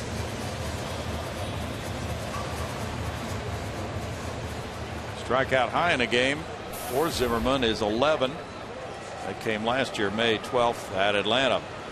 Altuve is 0 for 2. He's grounded out to second and struck out. 77 pitches for Zimmerman. Boy, that's a low pitch count for 9 strikeouts. So apparently not many foul balls tonight. There's ball 1. Yeah, and not a lot of deep counts to get those strikeouts. He's staying aggressive, just attacking these Astro hitters. Broken bat looper. Bardozzi handles out number 1. 79 pitches, 50 strikes. Marwin Gonzalez grounded to second in the 1st inning, struck out in the 3rd. Reds and Cubs underway. Cincinnati got 2 in the top of the 1st at Chicago. Zach Cozart led off the game with a homer, his 13th of the year. Came off Chris Bolstad. Ryan Ludwig drove in a run. Mike Leake is pitching for Cincinnati now in the bottom of the 1st inning after a rain delay. That's a shot in the hole, backhanded. Here's Espinosa looping a throw. Safe at first. An infield hit for Gonzalez. Espinosa throwing from the outfield grass. And that caused LaRoche to come off the bag a little bit. And nice try here by Espinosa. Backhand side, 2 or 3 strides into the outfield. Unloads in a hurry, but not able to get Marwin. Launch it over there in the general direction and hope it works out for you. Almost hit him batting helmet with that throw. Steve Pearce doubled to left in the 4th inning. He's 1 for 2. 345 career hitter against the Nats. Strike to Pearce. Cleveland's batting in the bottom of the 8th, leading Boston 4-3. Slide ball there, has Pearce pulling off a little bit.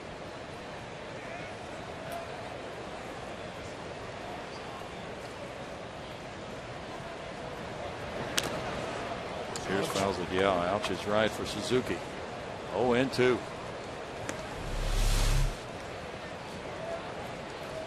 Inside of the knee this time.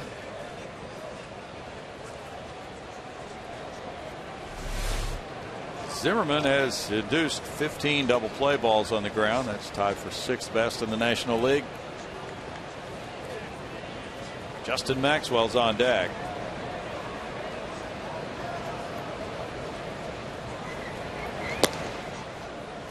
One and 2 to Pearce.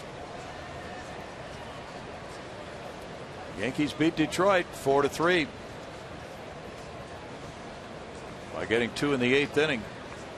Mark Teixeira hit his 21st. Eric Chavez number 12. Alex Avila number 7 for the Tigers. The Tigers were making a move. They won the first couple games of that series. The Yankees have come back to claim the next 2. Yankees began the night with a 4.5 game lead on Baltimore. And Baltimore has lost to fall 5.5 behind. Kansas City won at 8-2. Pearce strikes out. That's number 10. One short of his career high, and now everybody in the Astro lineup has been victimized.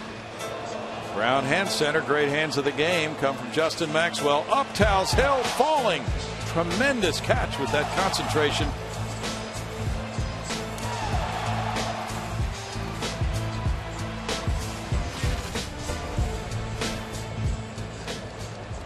Now he's at the plate, having struck out and grounded to third.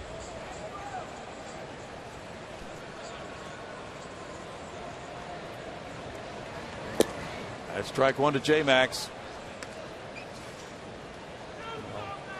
Zimmerman doing a nice job changing his game a little bit here. First Pierce, now Maxwell, looking first pitch fastball, taking big swings, pulling off sliders. He was attacking with the fastball earlier in the game. Now he's starting some of these hitters with that slider.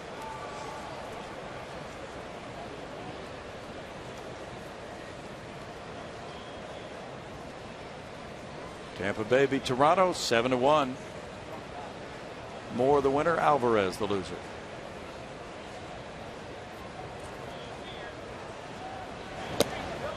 J-Max started the bat. The appeal goes to first. He swung. Chris Conroy bringing it up as strike two.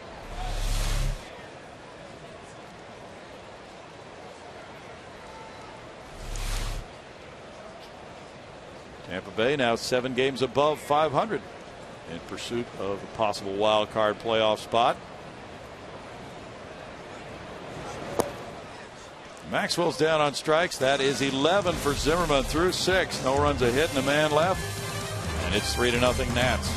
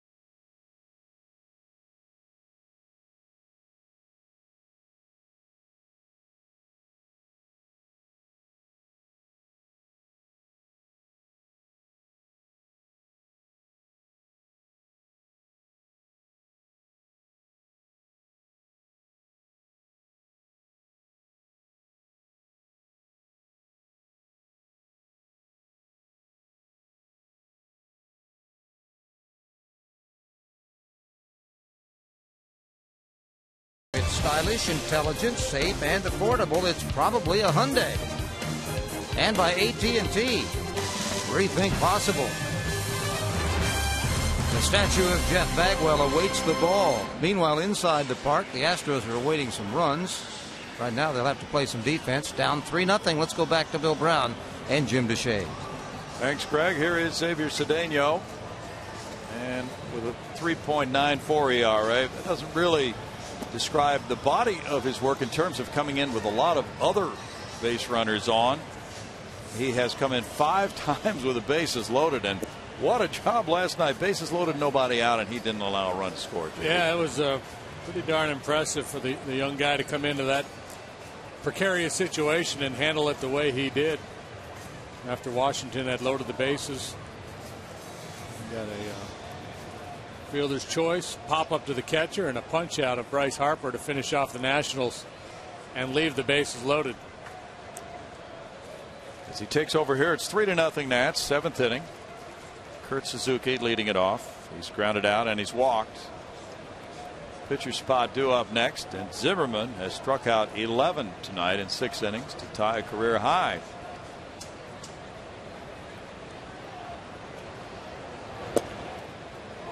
Strike to Suzuki. Cedeno came in last night in the 6th inning. Bases loaded, nobody out. Gio Gonzalez bounced into a forced play. Then he got a foul pop on Lombardozzi. Struck out Harper. Looping hit over shortstop into left center field. Suzuki's aboard for Zimmerman. It's a soft little base hit. Hey, look at that guy. He's got not only the hat, but he's got the whole Expo uni working. Back to the days of Gary Carter and Tim Wallach. Oh. Now they're going to pinch hit for Zimmerman with Tyler Moore. Zimmerman leaving after 6 superb innings, allowing 3 hits, 2 of them doubles, no runs.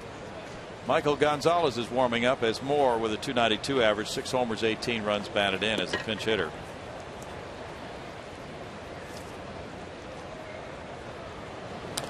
I remember going to Olympic Stadium to see the Expos play the Astros in 77, 78, somewhere in that range. And everybody up in Montreal was all abuzz over this young Canadian outfielder the Astros had by the name of Terry Poole. Oh, yeah. 20 or 21 years of age at the time.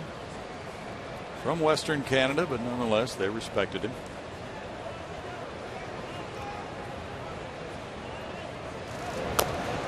Rivalry thing with Canadians, isn't it? Oh, he's from Western Canada. Well, yeah, there's the whole Francophile, English speaking.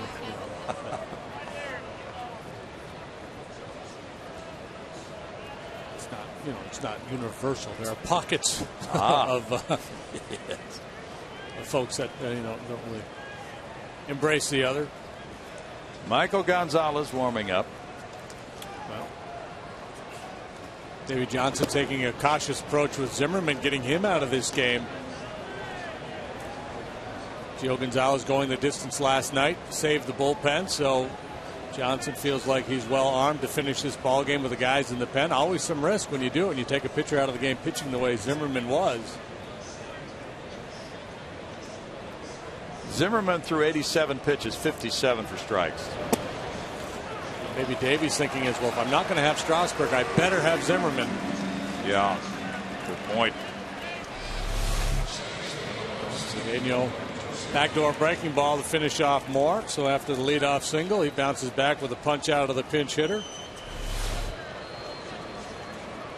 He's had a good breaking ball. Lombardozzi singled to right in the 5th after 2 strikeouts, 1 for 3. So far, Cedeno's been more effective against right-handed batters. They're hitting .206 against him. Lefty's .261. Bunting, it is a foul ball. It hit something and then I think it went straight down and hit his foot and then rolled down the third baseline.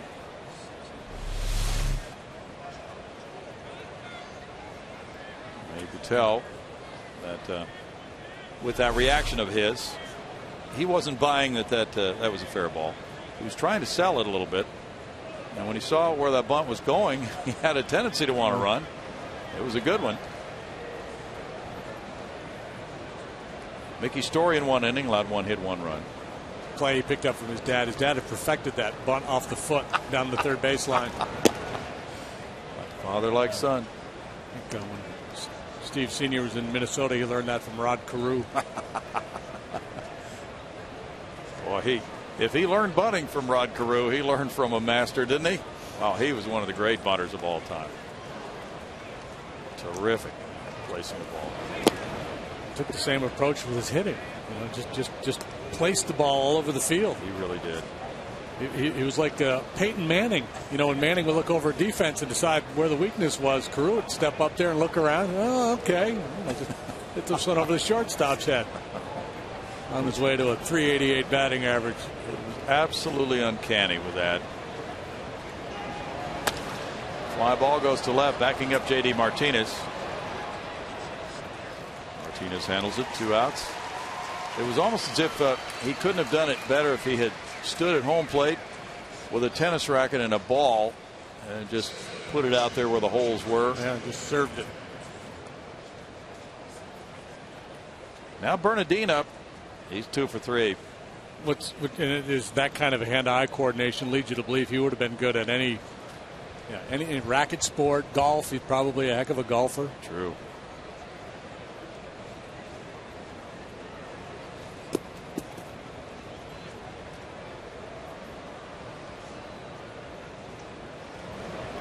Bernardina takes it for ball 1. He started the 2-run rally in the 4th with a single to left and stole a base. He's stolen 2 tonight. biggest moment for the Astros so far tonight was the announcement of the pinch hitter for Jordan Zimmerman. That probably got everybody's attention on the Astros side. All right, this guy's out of there. We got a shot. A dominant game through 6. 6 innings, 3 hits, no runs, no walks, 11 strikeouts, 1 hit batter. Wallace double into left center. Pierce double down the line, and then the infield hit by Gonzalez to the shortstop hole. Really, in many ways, more powerful than what we saw from Kane in the perfect game. Yeah. I mean, Kane didn't have the 95-mile-an-hour fastball working that we saw from Zimmerman tonight. In that perfect game, there's a great catch by the right fielder over in right center.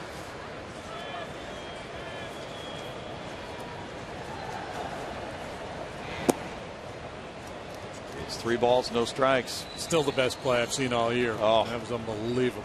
It really was something.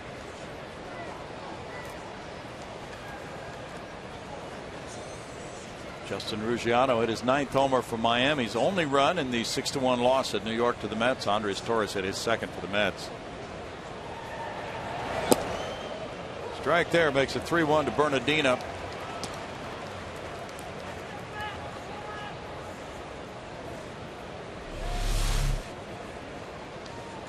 Good low heater catching the outside corner.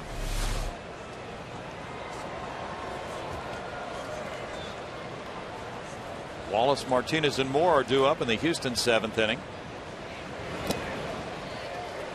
It's 3-2 now to Roger Bernardino. And the runner at first, Suzuki, will be taking off. Adam Wainwright won for St. Louis 3-1 over San Francisco today, beating Madison Bumgarner. Jason Mott got save number 25. Carlos Beltran hit his 28th home run.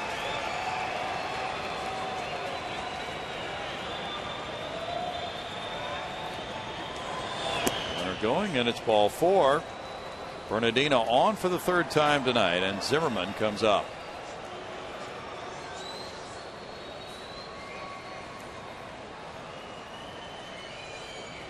Brad Mills is on his way. The lefty on lefty matchup worked favorably for the Nationals. So Mills, once a right-hander, he has had Fernando Rodriguez warming up. It's 3-0 Washington. Back in a moment.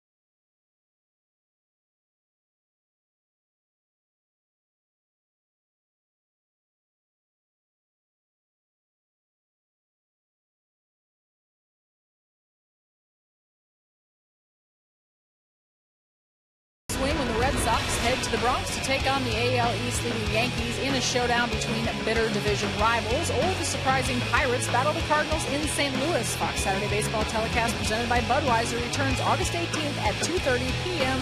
Central. Got a pitching change, Bill? Yes, we do. Isn't that a big day for you, August 18th, Patty? I am trying to put it out of my mind. All right. Eschenfelder's mocking me over here with tears, but yes, it's a big day, sending the oldest off to college. Well, Steve Sparks can relate.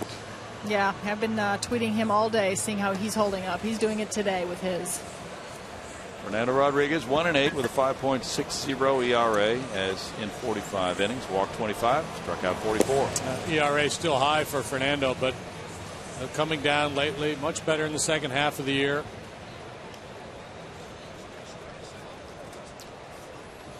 It'll be Zimmerman against him. He's 0 for 2 with a walk, and he is 1 for 4 lifetime. And Fernando with a 2.92 earned run average since the All-Star break. That's 13 appearances. He's been one of those guys with a heavy workload. Worked Monday and Tuesday nights. Scoreless baseball on both occasions for Fernando. Threw 10 pitches in each of those games. He inherits 2 runners with 2 outs here. That's ball 1.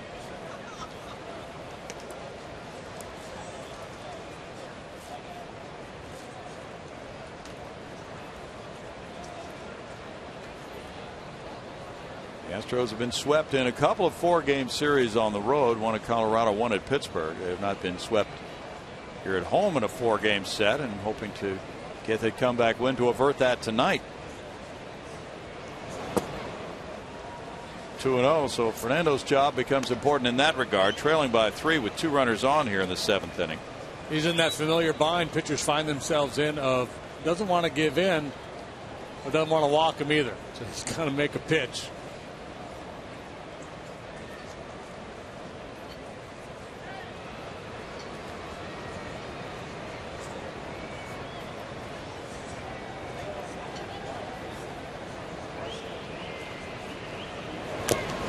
Ball foul by Zimmerman, and it's 2-1.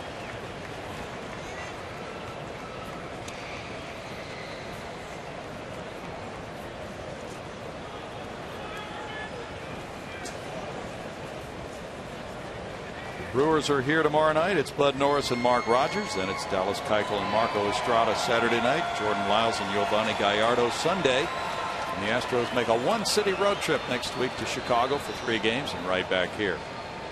Arizona. Where are the Brewers coming from? Are they home? Yeah. They probably traveled today. They might be rolling into town right about now. They probably are.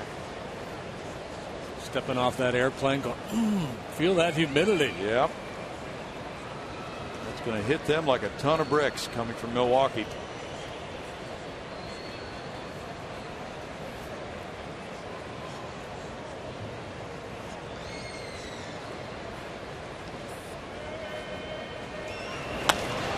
In the air, and Justin Maxwell goes over to right center. Coming in from right field for the catch, though, Steve Pearce. No runs, a hit. There's a big out for Fernando Rodriguez, and the Astros 3-0 Washington.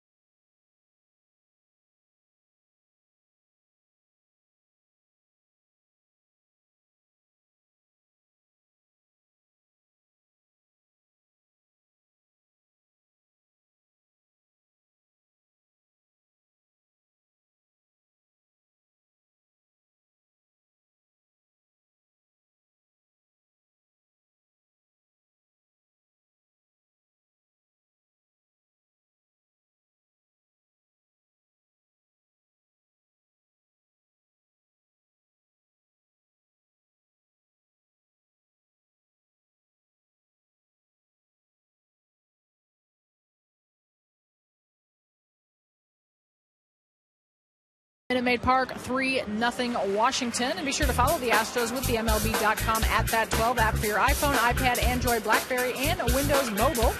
Get live audio, pitch tracking, video highlights, and more. Just text at that to 31826 or visit Astros.com for details. Bill? Thanks, Patty. 7th inning stretch time here at Minute Maid Park. 3-0, the lead for Washington. Jordan Zimmerman is in line for win number 9 of the year. Michael Gonzalez, a native Texan, comes in to try to protect this 3-0 lead. He has no decisions in 28 games. His ERA is 2.53. Mike is 34. He was born in Robstown. Went to high school in Pasadena. Well traveled. Started his career with the Pirates back in 2003. Worked as their closer for a time, saved 24 games for them in 06, then moved on to the Braves, Orioles, and now finds himself on the other side of the Beltway with the Nationals. And Brett Wallace is waiting. Wallace doubled to left center in the 2nd inning, one of the 3 Houston hits. He struck out in the 4th. Smacks this ground ball into right field. Jumping all over that first Gonzalez offering. Second Astro leadoff man to reach base. That's the difference between a Mike Gonzalez fastball and a Jordan Zimmerman fastball, because Wally punched out on a high fastball from Zimmerman. This time he gets the head out in front of it, off the lefty, and hits it hard. 2 knocks for Wally tonight. J.D. Martinez struck out and flied to right. Ben Francisco's on deck with more due up next. Ball 1. Martinez would love to hit a screamer and tighten this game up a little bit. This bullpen has been solid. 20 wins, 12 losses, a 3.40 ERA for the Nationals. It's 2-0. Fastball, slider, changeup are Gonzalez pitches. Ryan Matthews gets ready in the pen. Jim Lett, the bullpen coach.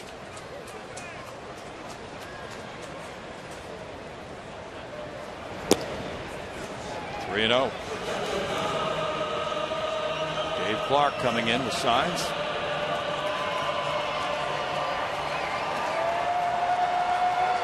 Washington signed Gonzalez as a minor league free agent May 8th. Sometimes relief pitchers don't like coming into these kinds of games, and the guy before them has really dominated. And normally you come out of that pen and you're just thinking about getting outs, but when a guy's pitched as well as Zimmerman has, you also have the burden of, I don't want to blow it for him. Yep.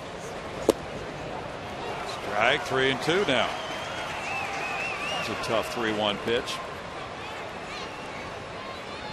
Steve Rio was the scout who signed Mike Gonzalez for Pittsburgh in '97. Steve lives in this area. Now a big pitch for JD.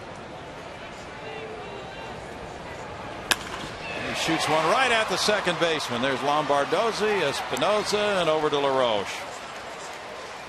Well, that's the kind of tough luck the Astros have been having.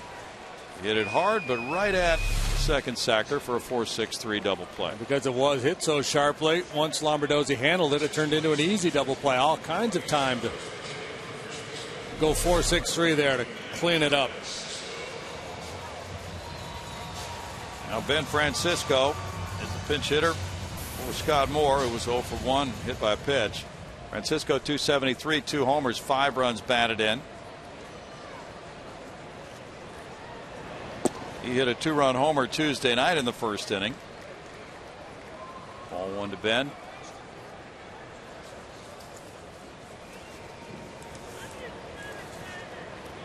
Francisco 2 for 7 in this series. He's driven in 3.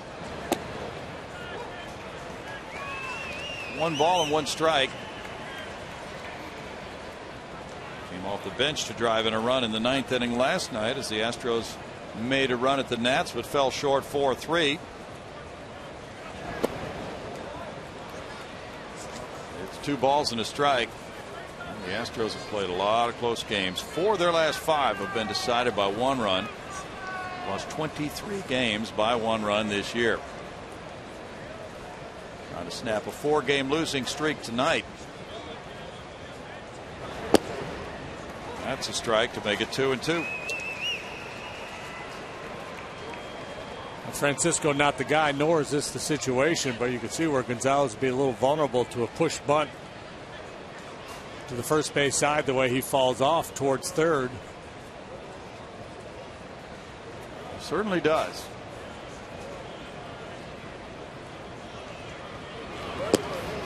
He gets a strikeout right after the double play. In the 7th inning, no runs, a hit, nobody left after 7, 3-0 Nationals.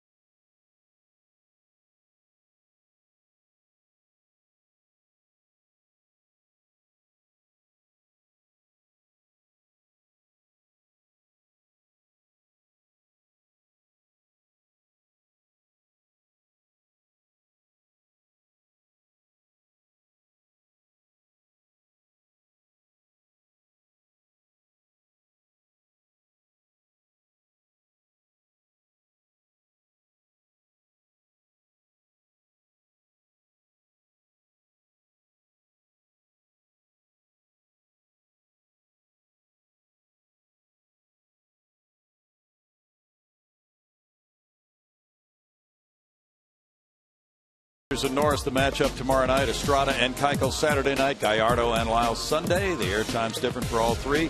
For Astros Live, 6:30, 5:30, and 12:30. And Ben Francisco stays in after pinch hitting for Scott Moore. He is the right fielder. And that necessitates a move. Right fielder Steve Pearce has moved to first base. Scott Moore was a starter. There's a new feature at the ballpark. What's that? Oblivious cam. They get a shot of some people and they start running a clock to see how long it takes them to realize that they're on the big screen. It could be hours for some folks, but there's a guy on a cell phone sitting by himself who saw himself up on the big screen. Yeah, he sniffed it out pretty quickly. The group before him, they're into double digits. Fernando Rodriguez came in with 2 men on. He fell behind Zimmerman 3-1, but got him on a fly ball. And now the shift is on for LaRoche, who's up for the 4th time. He singled in the first run back in the 4th inning. He's 1 for 3 in this game. This should be a good matchup for Fernando. That fastball. Yeah, that up that high heater. If he get the jump, climb the ladder on LaRoche. Ball 1 there.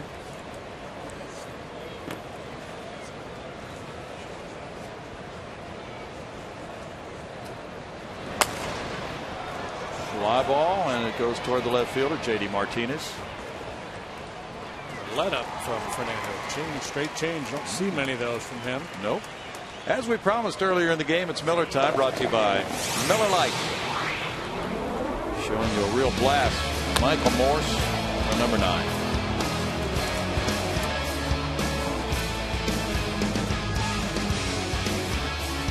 Strong guy, isn't he? Yeah, that's about a 380-yard drive right there. He's playing golf. He also has a sac fly tonight. Ball 1 to Morse.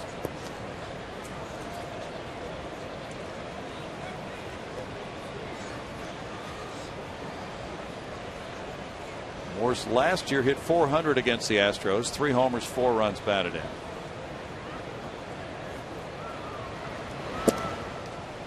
looks at a strike, and it's 1-1. If they were ever to make a movie about Michael Morse, I think they'd have that Javier Bardem guy playing. A little bit. Mm-hmm.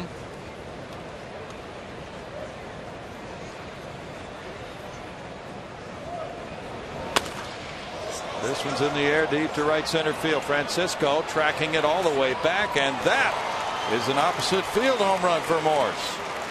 2 homers and 2 at bats for Morse. That makes it 4-0 as he delivers number 10 of the year. This park is not big enough to hold him. Now this is a bunt compared to his last home run, but it still counts for the same. A couple of solo shots by Morse allow the Nationals to stretch their lead from 2-zip to 4-0, and that feels awfully good to Jordan Zimmerman as he's hanging out in the clubhouse watching the finish of this one, looking to pick up his 9th win. Now 4-0 as Morse connects for the second time. He's driven in 3. Jason Worth follows. He is 0 for 3. Worth takes ball 1.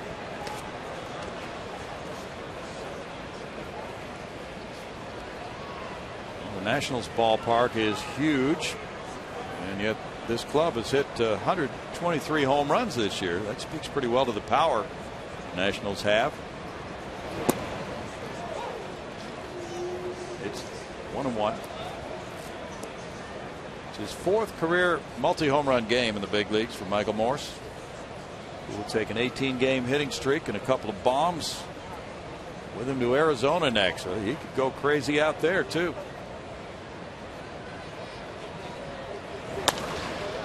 This one will hang for Francisco, the right fielder. Altuve's calling though. Altuve's there for out number 2. Yeah, well, they better do some damage in Arizona, because then they go to San Francisco, and that pitching staff in that ballpark and this pitching staff, it's going to be interesting to see how that series plays out. Might be a whole lot of 2-1 there. Could very well be. Espinosa is 1 for 3. Fernando Rodriguez has thrown ball 1 to each of the first 4 batters he's faced. Cincinnati 3, Chicago 1, bottom of the 4th at Wrigley. And Todd Frazier has added his 14th home run to the mix for the Reds, supporting Mike Leake. Bouncer up the middle, on through into center field.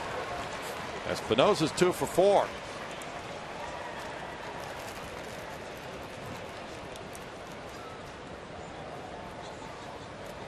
Nine hits now for the Nats to the Astros 4. Suzuki has a walk and a single in 3 trips.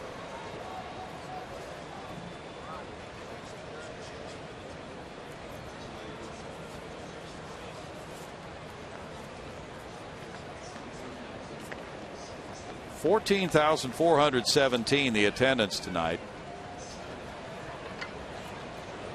Cubs are trying to snap an 8-game losing streak tonight. They've fallen behind the Reds. This one toward the line for Ben Francisco.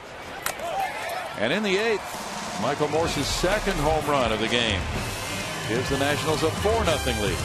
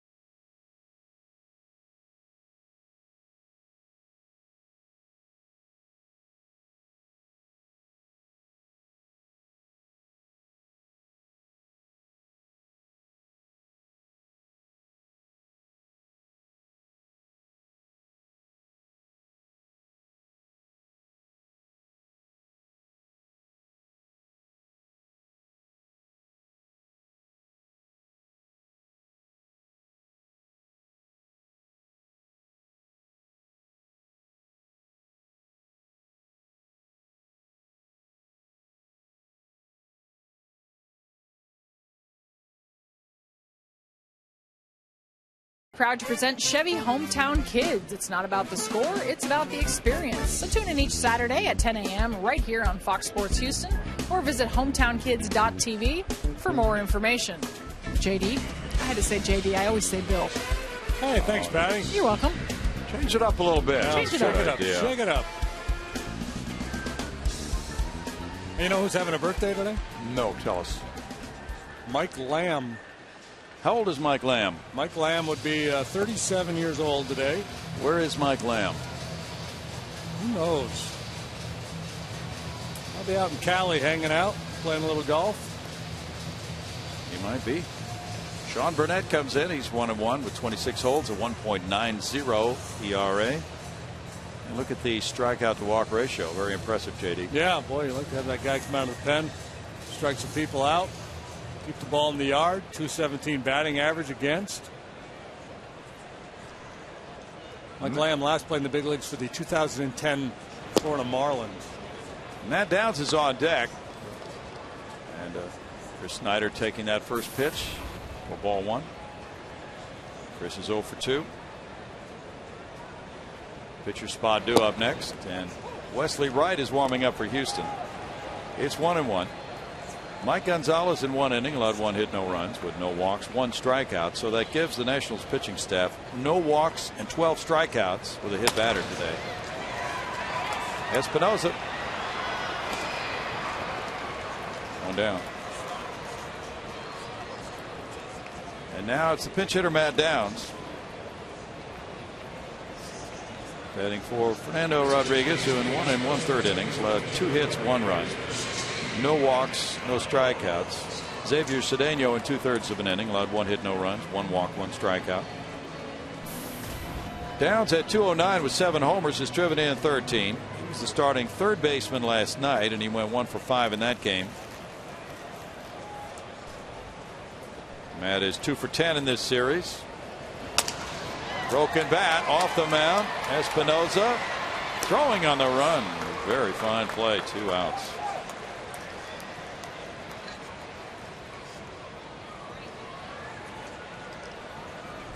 Ball does not have a lot of pace on it. It's off the end of the bat, broken bat, and then the mound takes a little bite out of it as well. But still, a very nice play by Espinosa, gliding to his left and flipping across to first to get Downs. 2 quick outs by Burnett. That's kind of his game. We talked about the strikeouts, but he's a guy who throws a lot of sinkers, gets a lot of ground balls.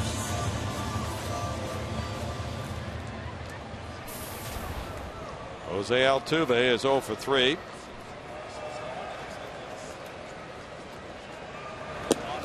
Showing bunt, taking ball 1. Astros have had 2 men in scoring position tonight. The Wallace double in the second, the Pierce double in the fourth. Nobody has reached third base.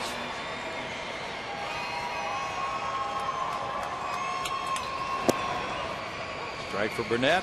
1-1. Burnett, a first-round pick of Pittsburgh in 2000.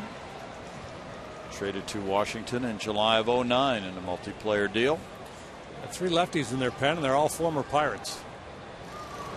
Burnett, Gonzalez, Gorzolani all started with Pittsburgh. That's a little bit nuts. 2 balls, 1 strike.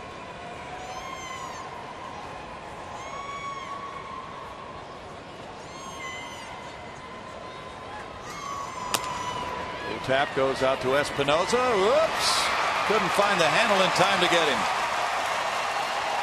Altuve reaches. At first you don't succeed, try again. Espinosa, they tried him twice, he was up to it, and now the third time. From the Astros' point of view, the charm, once he didn't get it cleanly, he wasn't going to get Altuve. Not an easy play, but a play he should have made.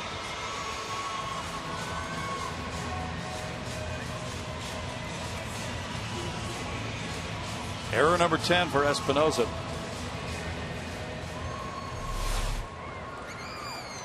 Altuve's aboard. Gonzalez the batter. 4-0 game. Altuve has stolen bases in 4 consecutive games. The club record is 5. That's been done 8 times. Michael Bourne, the last one to do it in 2009, but I don't know if he'd be running in this situation. Only if he wants to set a club record. He's aware of it. There's no baseball reason to steal second here. No, I asked him around the batting cage, hey, are you aware that you could be tying a club record tonight? He said, yes, I am. said, "How did you know that?" He said, "Twitter."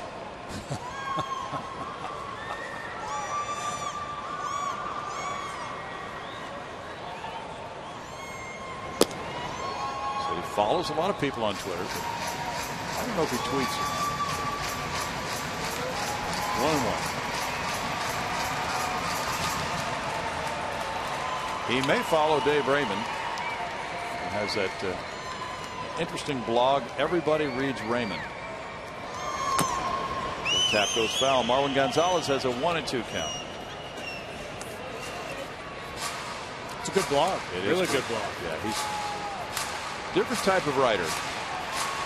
Presents a lot of humor along the way. Drew Storen is warming up for the Nationals.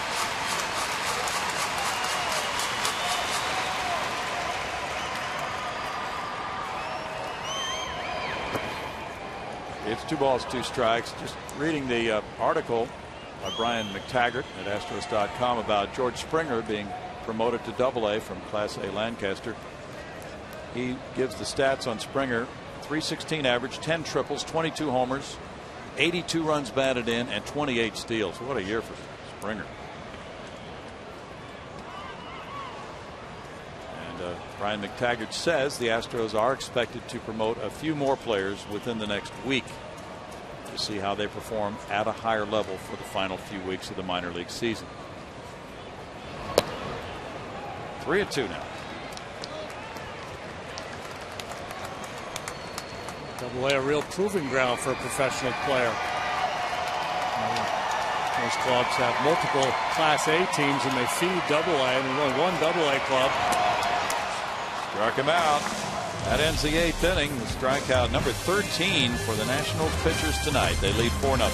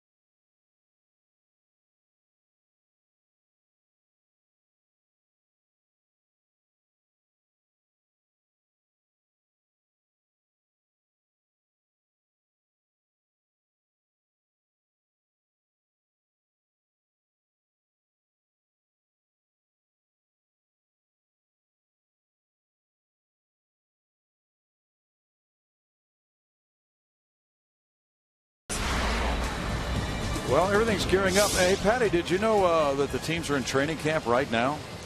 Oh, yeah, I knew. Wesley Wright comes in. He's pitcher number 5 for the Astros. Patty's all over the Texans situation, of course.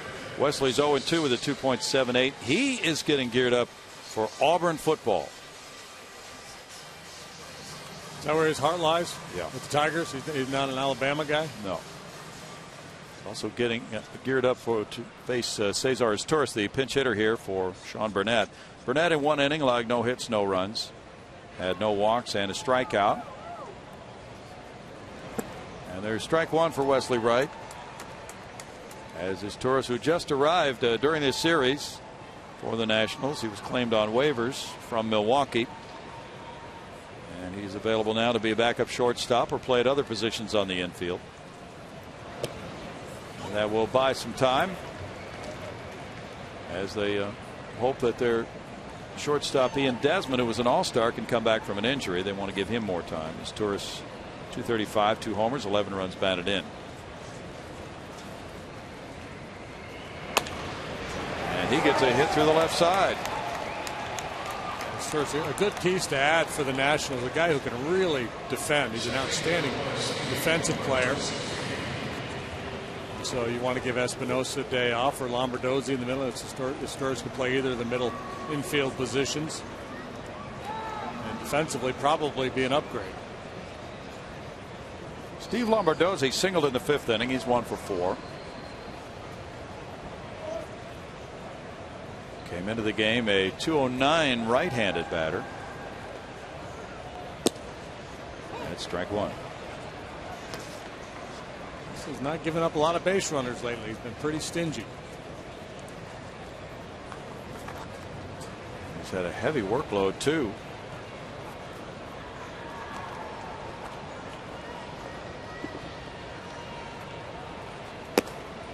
Gets his Torres to chase. No balls, 2 strikes. Happy birthday, Tommy Agee, today.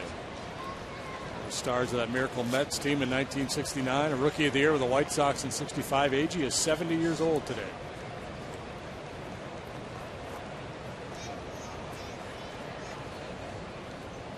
He made a great catch in the World Series against the Orioles. Seems like everybody did for that Met team. Elector Swoboda made an unbelievable catch. 1-2. Wesley right now, he was saying on that interview on Astros Live that he's the longest tenured Astro. He's aware of that, but he just wants to pitch well, and it's all about now for him. There's a bouncer through the left side. Well, hasn't had any luck so far, as is Torres, and now Lombardozzi have both found that hole between third and short for singles.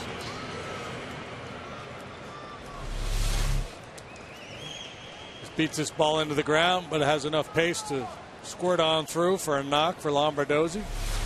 His 2nd of the night. He's 2 for 5 now. He singled back in the 5th. 2 men on for Roger Bernardina. Bernardina has been on 3 times, 2 singles, a walk. He has stolen 2 bases. It's 11 hits for the Nationals.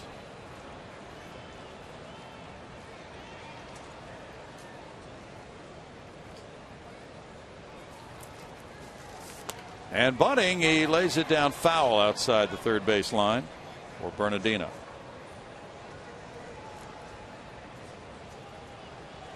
No runs off Wesley Wright in his last 12 appearances, covering 11 2/3 innings. Lefties are hitting 156 against him the last 2 years.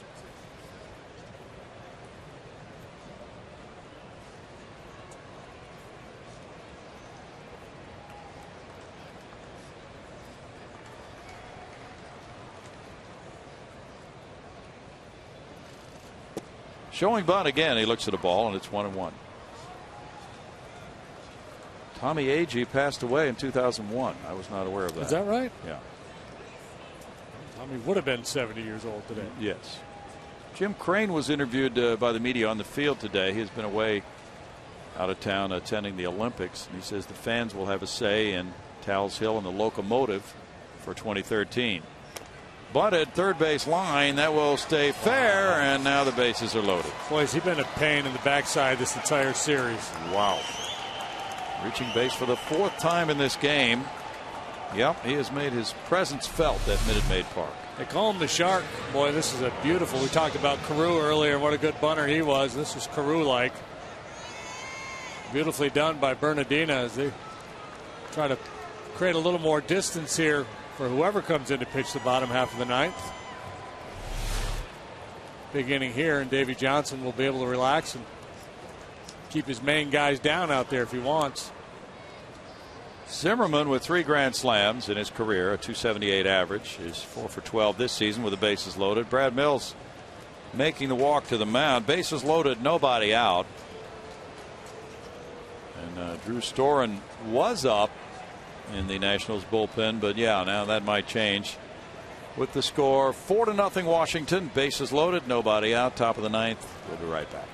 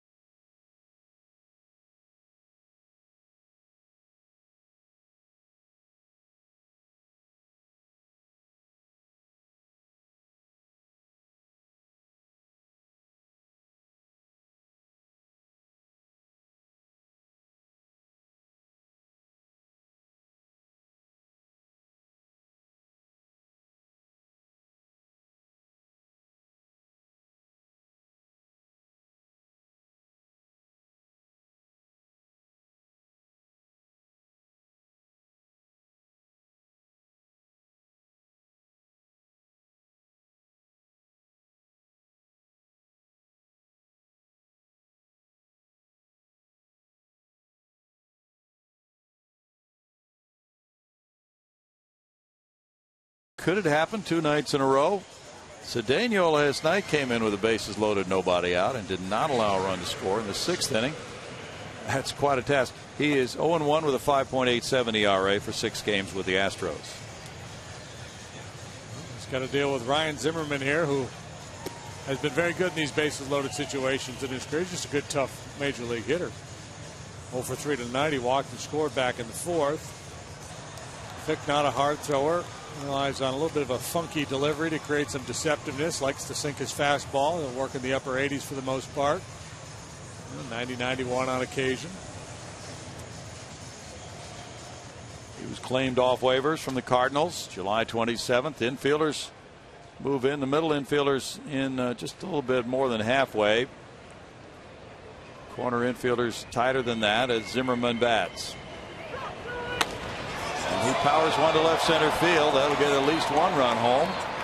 And J.D. Martinez has the catch. Here's the tag at second as well. The throw goes into second base. 5-0 Nationals on the sac fly by Zimmerman, giving him his 60th run batted in. Scoring is Torres, and Lombardozzi goes to third. Zimmerman now waiting, picks on that first fastball. Can't quite get the barrel out as it runs in on him a little bit, but he gets the job done by bringing Astores home with the sac fly. Lombardozzi gets to third, where he could score himself on a sac. The right play made there by J.D. to throw that ball into second base, keep the double play in order. LaRoche drove in a run with a 4th inning single. He's 1 for 4.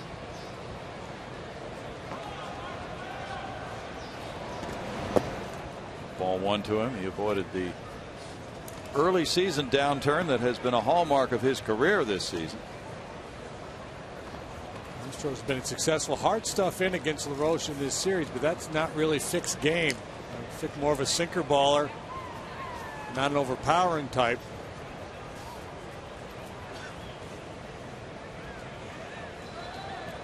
LaRoche pretty good at getting that low ball in the air. Not that one. 2-0. This could wind up LaRoche's best major league season. In 06 he hit 32 homers, drove in 90. In 2010 he drove in 100 with 25 long balls for Arizona.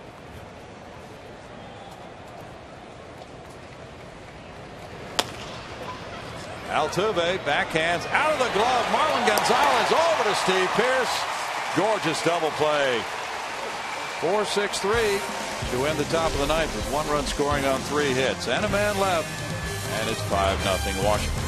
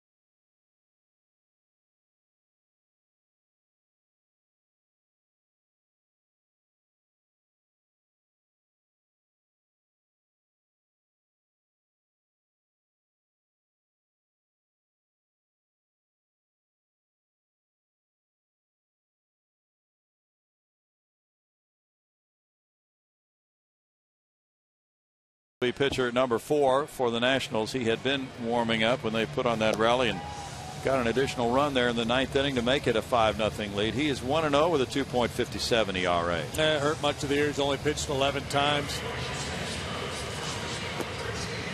Really struggled with his command the other night, and I think that's why Davey Johnson wants to get him in here.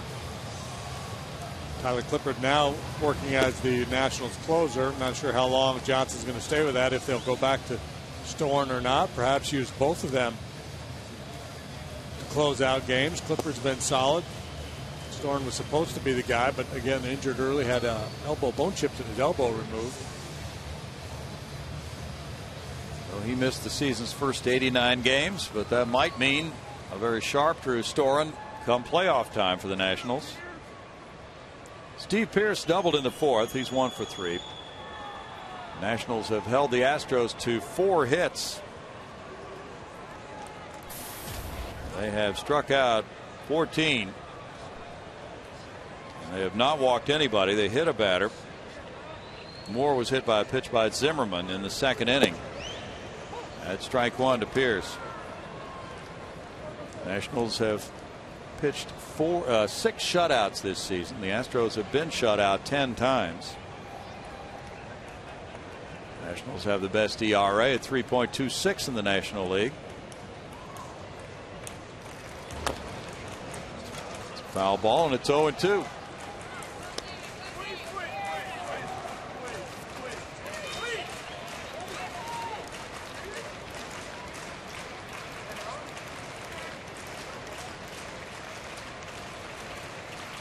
A nice group of talented young players.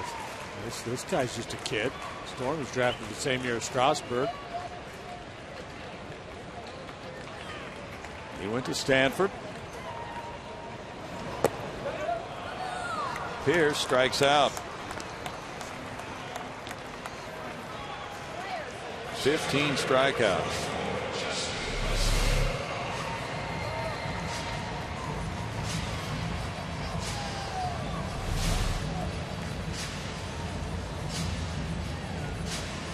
Justin Maxwell is 0 for 3 tonight. The Astros struck out 16 times July 15th at San Francisco. That's their high for the season.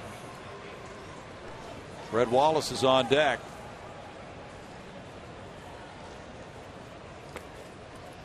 And that's ball 1 to Maxwell. Yeah, this is going to have the researchers grinding. What's the game with most strikeouts without a walk, using 4 pitchers or more? Somebody will come up with that. Jason Stark, one of those guys. Tim Kirkchin. They both do an outstanding job.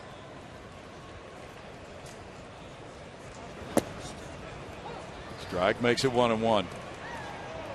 Yeah, both have great passion for the game. They love to dig deep.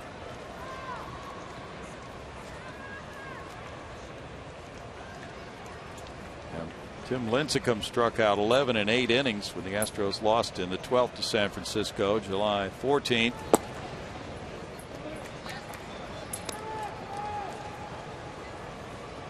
And then the relievers combined for 5 strikeouts, so that was in a 12-inning game, and they whipped the 16 times. 2 balls and a strike.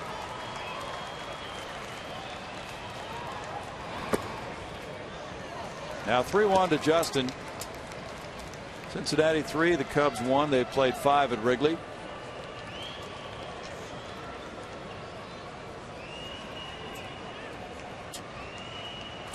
Other games are all final.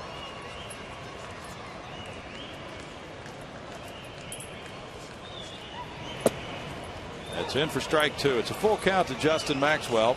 Astros have scored 7 runs off National starters in this 4-game series. Haven't done a whole lot against the bullpen either. No.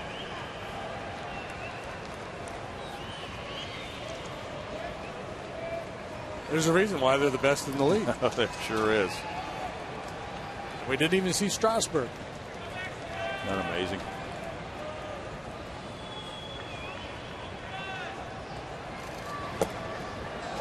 That's a walk. Yeah, never mind, Jason. First walk of the game for the Nationals. Now the Astros for the season have hit .227 against Washington pitching. Yeah, I think until Storen tightens up the command of his fastball a little bit, he'll remain in a setup role like Clifford closed games. That would just be my guess. The other night he really struggled trying to hit that outside corner. Wallace has 2 of the Astros' 4 hits, a second inning double and a 7th inning single, 2 for 3. J.D. Martinez on deck. Maxwell's not being held on. There's ball 1.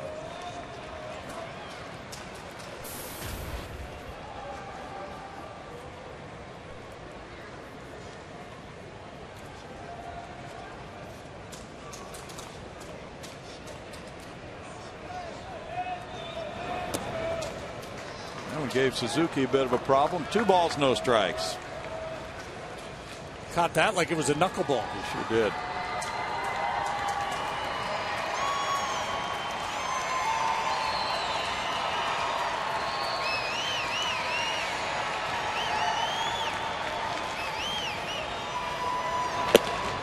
Strike makes it 2-1 now. The Astros have scored 25 runs in the 8 games with Washington this year. Washington has won 6 of the 7 before tonight. Ground ball through the right side. 3rd hit of the night for Wallace. And the ball is dropped in right by Worth, but no further advance by J-Max. 2 on, 1 out. Good night for Brett Wallace. Up to left center, and then he's pulled a couple balls into right for singles.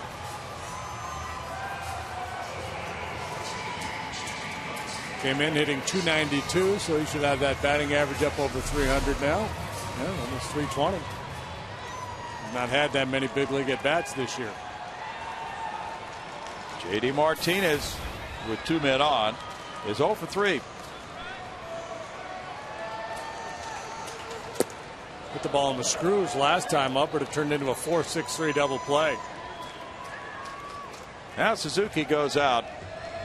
Try to get Storen through this 9th inning so the Nats don't have to use another pitcher.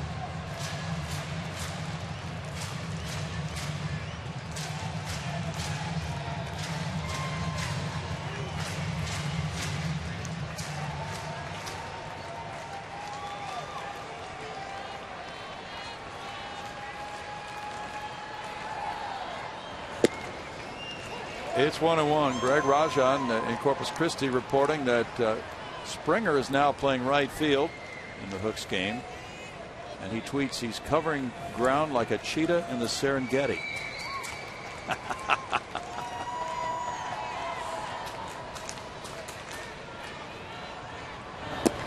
Oh, that was wicked.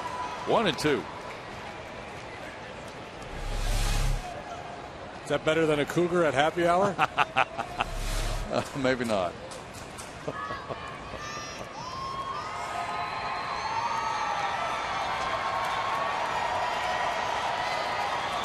Ben Francisco's on deck with 1 out in the inning.